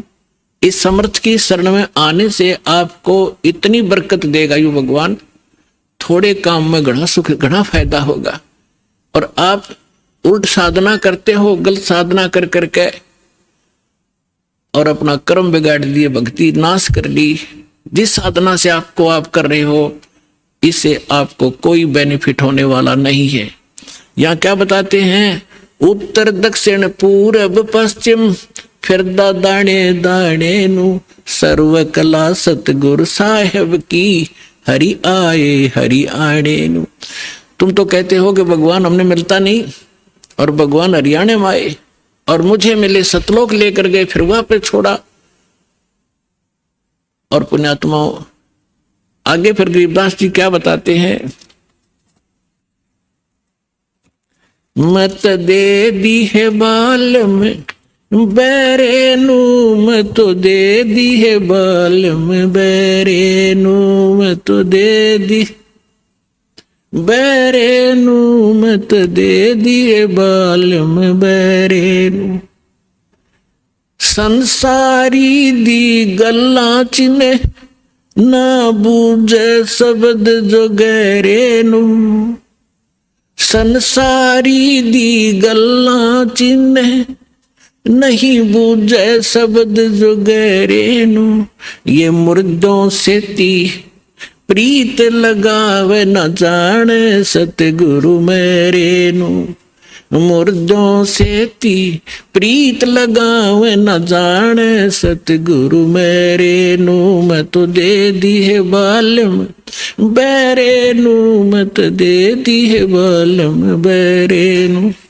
श्वेत छतर सिर मुकुट विराजे देखत ना उस चेहरे नू, श्वेत छतर सिर मुकुट विराजे देखत ना उस चेहरे नू, ऊंची थड़ियां खेती बोवे ये भूल गए नज डरे नू, ऊंची थड़ियां खेती बोवे ये भूल गए नज डरे नू, मैं तो दे दी बैरे नू, मैं तो दे दी है बालम बैरे नू, मैं तो दे दी बैरे नू, मैं तो दे दी है बालम बैरे नू, ये संसार समझदा नहीं कहंदा श्याम दोपहरे नू, ये संसार समझदा नहीं कहंदा श्याम दोपहरे नू, गरीब दास ये वक्त जात है रोओगे इस पैरे नू, गरीब दास ये वक्त जात है रोओगे इस पैरे नू, मैं तो दे दी है बालम बैरे नू, मत दे दी है बालम बैरे नू,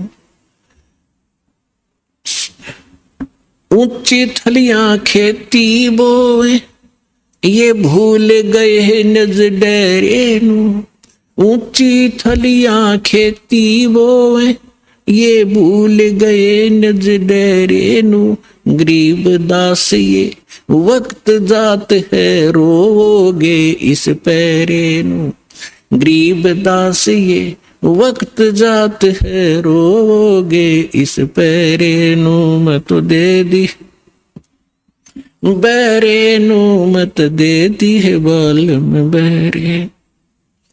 अब इसमें क्या बताना चाहा है परमात्मा के ज्ञान को गरीबदास साहिब जी ने, कि यदि आप किसी मित्र को, बहन भाई को या कोई और निकट के संपर्क वाले को कुछ बताना चाहोगे इस ज्ञान के बारे में, वो कति सुनने को तैयार नहीं, क्योंकि मन है उसके अंदर प्रभावी है, हैवी है मन। और उसी व्यक्ति को कोई ये कह दे कहाँ जाते हो भाई, कि मैं जाता हूं अमरनाथ पे, और उसको ये कह दे कि केदारनाथ पर जाने से बहुत लाभ होता है, तो पूछेगा कब जाएगा, मुझे भी ले चलना, नो ऑब्जेक्शन। कोई सोमवार का व्रत रखता है तो उसको कोई ये कह दे कि शुक्रवार का व्रत बड़ा बेनिफिट देता है, अच्छा बता कैसे करना होता है तुरंत मान जाएगा। तो यहां परमात्मा कहते हैं मैं तो दे दी बालम बैरे नू, और संसारी दी गल्ला चीने, आम आदमी कह दे वो मान ले, और ना बूझे शब्द गहरे नू, इस गहरे ज्ञान को नहीं पूछना चाहता, ना समझना चाहता। तो क्या बताते हैं, संसारी दी गल्ला चिन्ह नहीं बूझे शब्द जो गहरे नू, ये मुर्दों से ती प्रीत लगावे न जाने सतगुरु मेरे। अब जैसे प्रत्येक गांव में किसी तालाब के ऊपर या किसी अन्य स्थान पर कोई संत साधक मर गया, मृत्यु को प्राप्त हुआ, उसकी यादगार बना ली, वह माथा टेकन लाग गए सारे, पूरा गांव का गांव, का हमारे तो दादा लाई पूजा है यार। अरे कोई विवेक तो लो, देखो जैसे ठीक है वो संत अच्छे होंगे जो आज तक पूजे हैं, लेकिन उस समय जो उस जीवित समय में उसके जैसा भी वो संत था, जैसी भी भक्ति साधना थी उसके पास, तो उससे उस समय लाभ तो मिल सकता था। जब वो वर्तमान में था।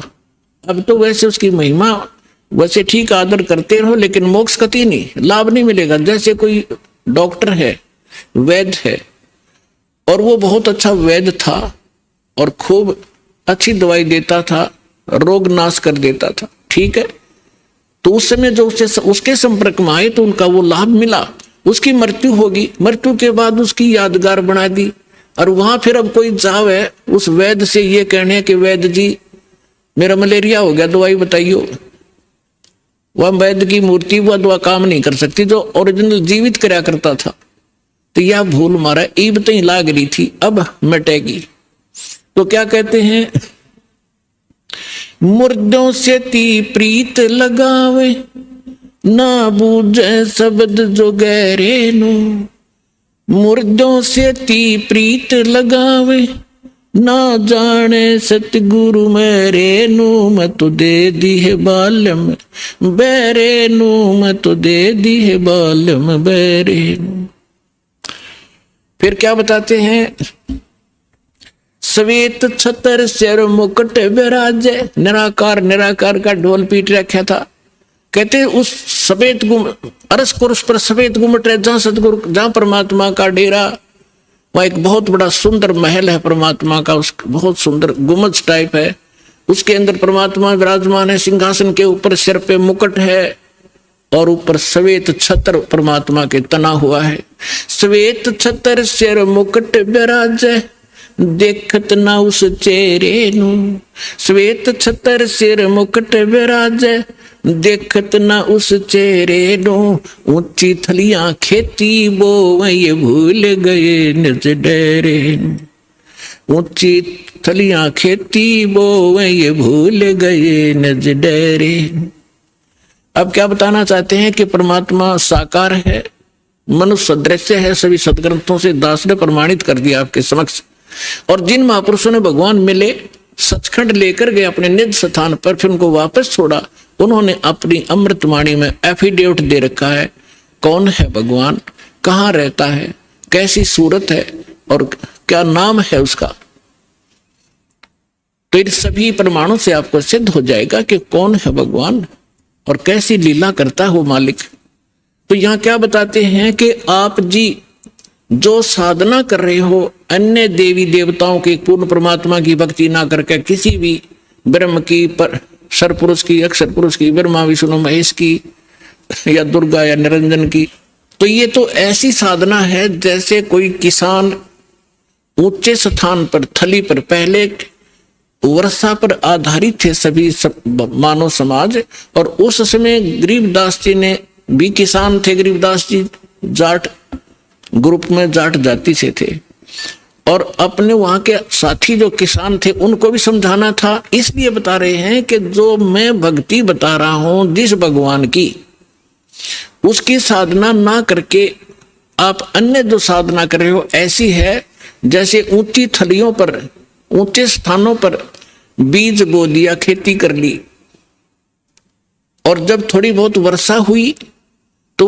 उस थलियों का पानी एक समतल स्थल पर, डहर बोलते थे उसको, डहर, वहां आकर इकट्ठा हो जाता था, और उस स्थान को, डहर के अंदर पानी वर्षा भी और आसपास के ऊंचे क्षेत्र का उसी में आ जाता था। और उसमें जब बोई जाती थी फसल, जैसे ऊंची थलियों पर बोई हुई तो वो होती ही नहीं थी, और डहर में बीजा हुआ एक एकड़ में मनमाने 50 मन कनक हो जाती थी, और ऊंची थलियों पर 2 मन की भी नहीं होती थी मुश्किल से। तो क्या बताते हैं गरीबदास साहब जी, एक फॉर एग्जाम्पल बता रहे हैं कि तुम ऊंची थलियां खेती वो भूल गए निज डेरे नु। इस परम पिता परमात्मा सतपुरुष कबीर साहब की भक्ति ना करके आप अन्य देवी देवताओं की भक्ति करके ऐसी लाभ उठा रहे हो जैसे ऊंची थली पर खेती करने वाले किसान को कोई लाभ नहीं होता। और जो डहर में बीज बोता है, प्रयत्न दोनों एक जैसा ही करते हैं, तो उस डहर वाली यानी उपजाऊ जमीन में और समतल जमीन में घना लाभ होता है। तो समझाना चाहते हैं कि जो साधना हम बताते हैं वो तो डहर समझो। अब फिर बताते हैं,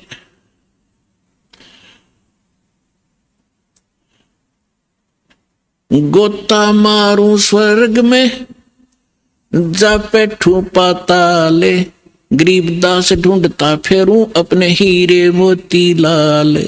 चारों युग में मेरे संत पुकारे और कूक कहा हम हेल रे, हीरे माणिक मोती बरस ये जग चुगता ढेल रे।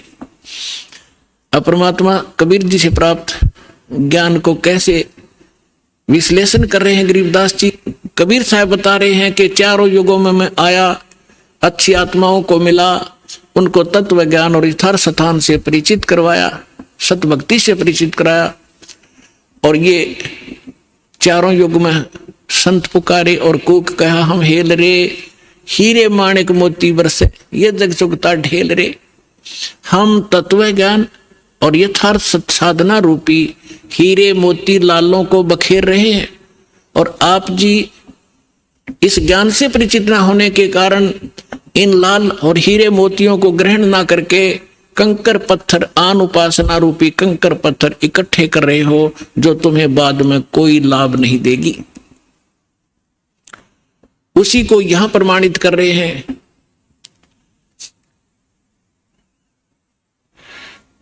श्वेत छतर सिर मुकुट बिराजे, देखत ना उस चेहरे नु, ऊंची थरियां खेती बोवे ये भूल गए निज डेरे नु।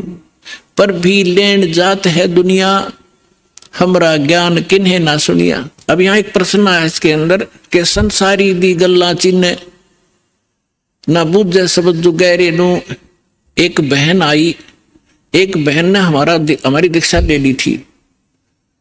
उस बहन की बहन जो है, उसका पति शराब बहुत पीता था, और जिस बहन ने यहाँ दीक्षा ली थी उसका भी ऐसी स्थिति थी। उसके पति ने शराब छोड़ दी थी और नाम ले लिया, और एक बिल्कुल स्वर्ग के तुल घर हो रहा था। तो उसकी बहन का वहां आना हो गया, जो दीक्षा किसी और से ले रखी थी, किसी दूसरे पंथ से, और साथ में दूसरी साधना भी करती थी अपनी जो परंपरागत प्रचलित। उसका पति शराब पीता था, बहुत पीटता था, कभी गली में भी खड़ी कर देता रात में शराब के नशे में। अब मैं बाहर खड़ी रहती हूँ, कुंडी लगा के भीतर पड़ के सो जाता, सवेरे उतरे शराब जब खुल कुंडी ने, इतनी दुखी हूं मैं।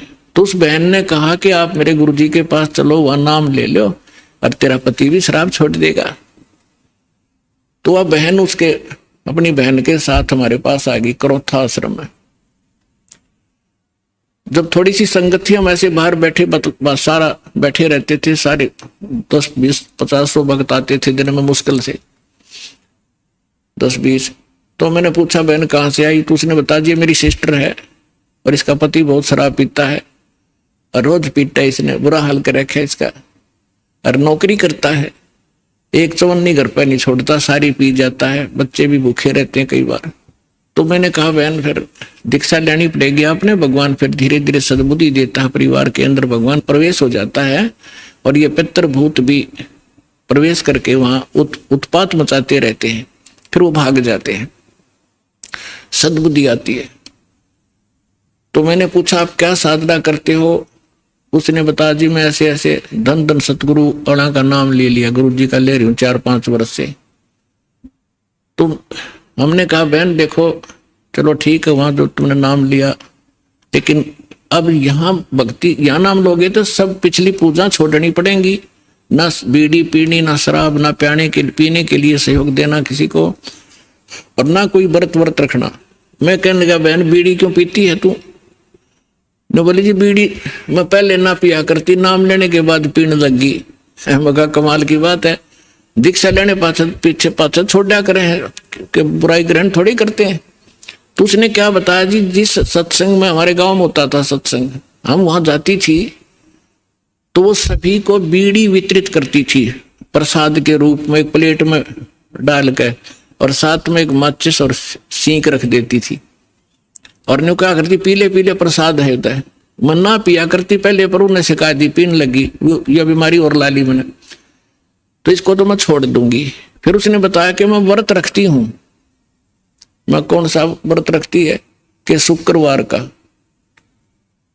मैं बोला बेबे बहन, ये सभी जो व्रत त्यागने पड़ेंगे जो भक्ति करना चाहती है। ने बोले जी व्रत ना छोड़ू मैं। उसकी बहन कहने लगी जब तक तू कह रही थी मैं सारी बात मान लूंगी, अब तू व्रत पड़ेगी। मैंने उसे पूछा बहन इस शुक्रवार का व्रत क्यों रखती है तू, किस लिए? तो वो कहने लगी कि मैंने कथा, क्या क्रिया होती है इसमें, क्या लाभ है इससे? वह कथा सुनाती है कि एक का पति विदेश चला गया था कोई काम धंधे के लिए। ऐसी कथा है संतोषी माता के व्रत, शुक्रवार के व्रत से क्या लाभ है वो बताने लगी। और फिर उसकी काफी वर्ष हो गए थे, उसके पति ने दूर चला गया, उसका भूल पड़ गई, घर नहीं आया। संतोषी माता एक बहन को दिखाई दी उसको, जिसका पति बाहर गया हुआ था दूर देश में, और उसने बताया कि तू मेरे 16 शुक्रवार के व्रत रख ले, तेरा पति घर आ जाएगा। तो उसने 16 शुक्रवार के व्रत रखे और 16वां शुक्रवार का जो व्रत था उसका पति घर आ गया। इसलिए उसकी पूजा करती हूँ। और मैं तेरा रोज आवर रोज गड़े तो गड्ढे की शुक्रवार के व्रत ने अकल की चोर। चलो उसका तो पति दूर चला गया था, उसकी तो बुला लिया उसकी संतोषी माता ने, तेरा तो डेली आवर डेली गड़े तने, और फिर भी शुक्रवार का व्रत है कल तुम्हारे अंदर। तो यहां परमात्मा कहते हैं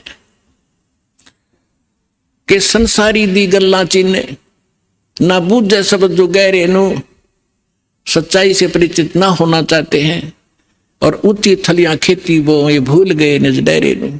फिर क्या बताते हैं कि ये संसार समझदा नहीं कहंदा श्याम दोपहरे नु।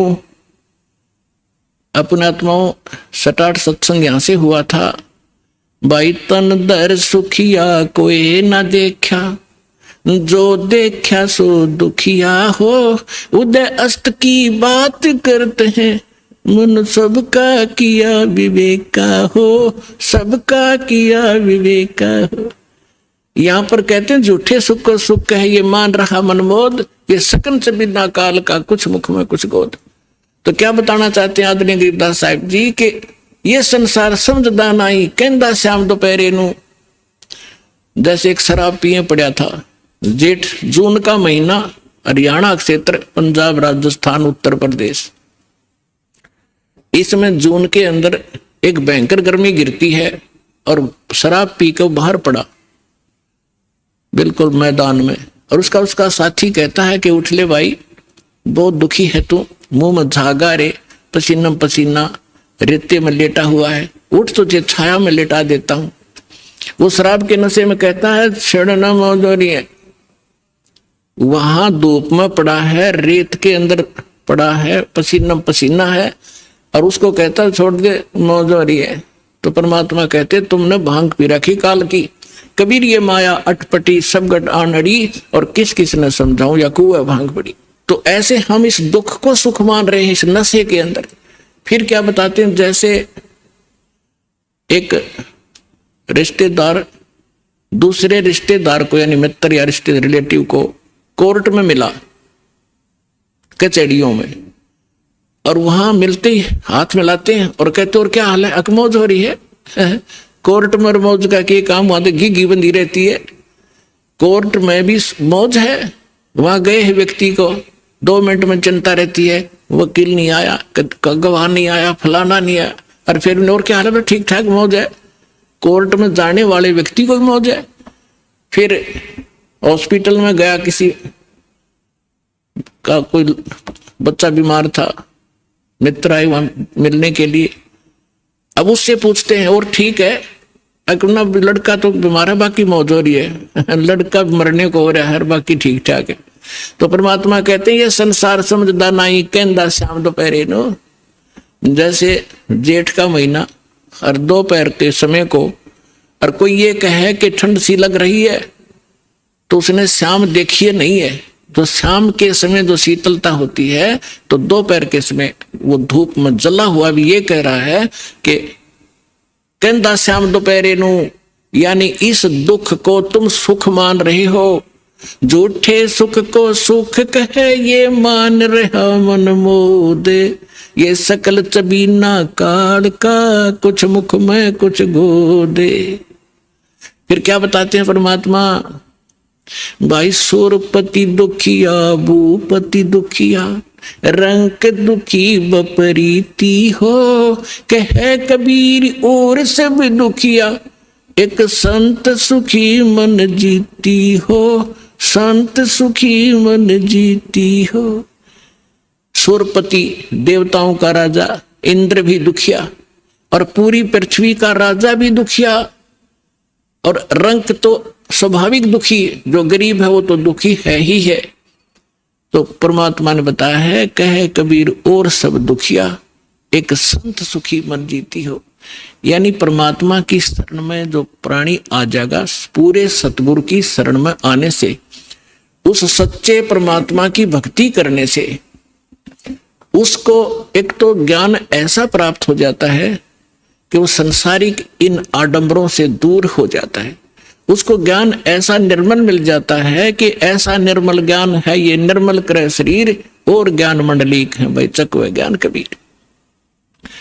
उसको ज्ञान ऐसा मिल जाता है कि यहाँ तक पीछा छुड़वाएं पार पड़ेगी, ना कोठी की घनी आवश्यकता, ना बंगले की, ना ज्यादा यहाँ अटपट चले नहीं, क्योंकि हमारे परमात्मा सारी ब्रह्मांड के पालक, सबके रचनहार, एक झोपड़ी में टाइम पास करा करते और हाथ से कपड़ा बुनकर निर्वाह करके दिखाया करते थे, जो सबका पालन करने वाले।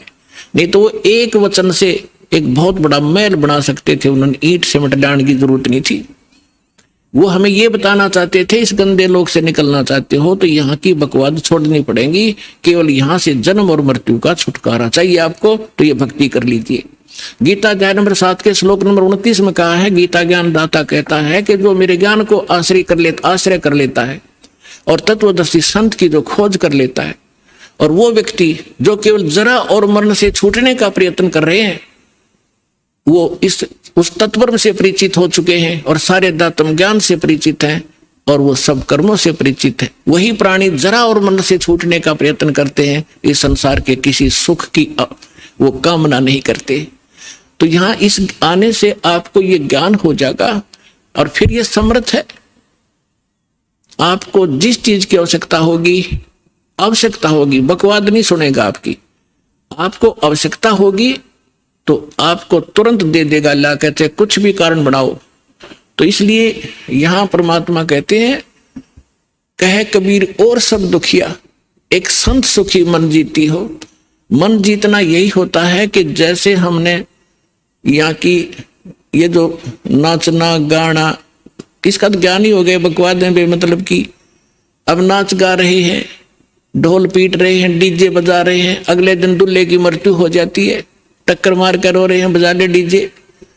तो यहाँ संत कहते हैं, ना जाने, नानक साहब जी कहते हैं, ना जाने काल की कर डारे, किस वे ढल जा पासावे, अर्जिना के सरते मौत खुड़क दी उन्होंने केड़ा हंसावे।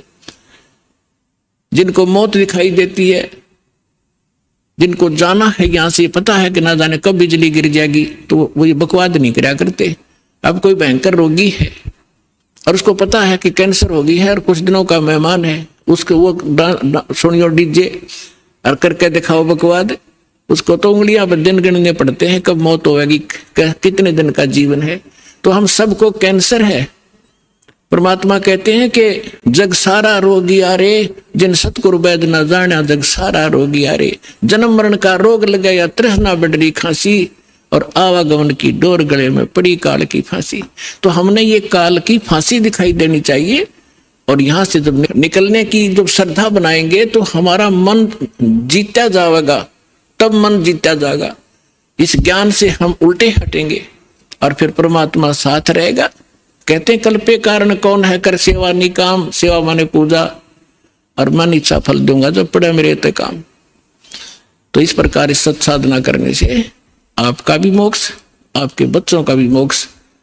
और कबीर साहब ने ये वो समय वो है जो वचन पहले कहा था कि भक्ति बीज होगा जो हंसा, और तारों तास के इकोत्र वंशा। अब हजारों वर्षों तक ये सत साधना चलेगी, पूरे विश्व में ये ज्ञान फैलेगा। या कोई सुखी नहीं है, चाहे कितना बड़ा अपने आप को प्रधानमंत्री मान रहा है, चाहे कितना वैभवशाली समझता है, उसने सपने में सुख नहीं है आज के युग में। तो इस ज्ञान से, इस भक्ति से आपकी आवश्यकता भी पूरी होगी और मन भाग जाएगा, आत्मा दृढ़ होगी, आपका मोक्ष होगा, सतलोक चले जाओगे। सदा सुखी हो जाओगे और रहना मर्यादा के अंदर।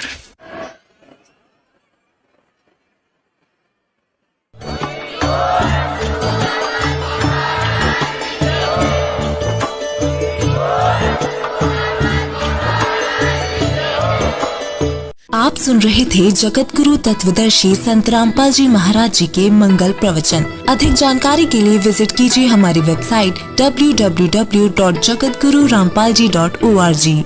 संत रामपाल जी महाराज जी के शुभ आशीर्वाद से पूरे विश्व भर में 500 से भी ज्यादा नाम दीक्षा केंद्र हैं, जिन पर संत रामपाल जी महाराज जी द्वारा ऑनलाइन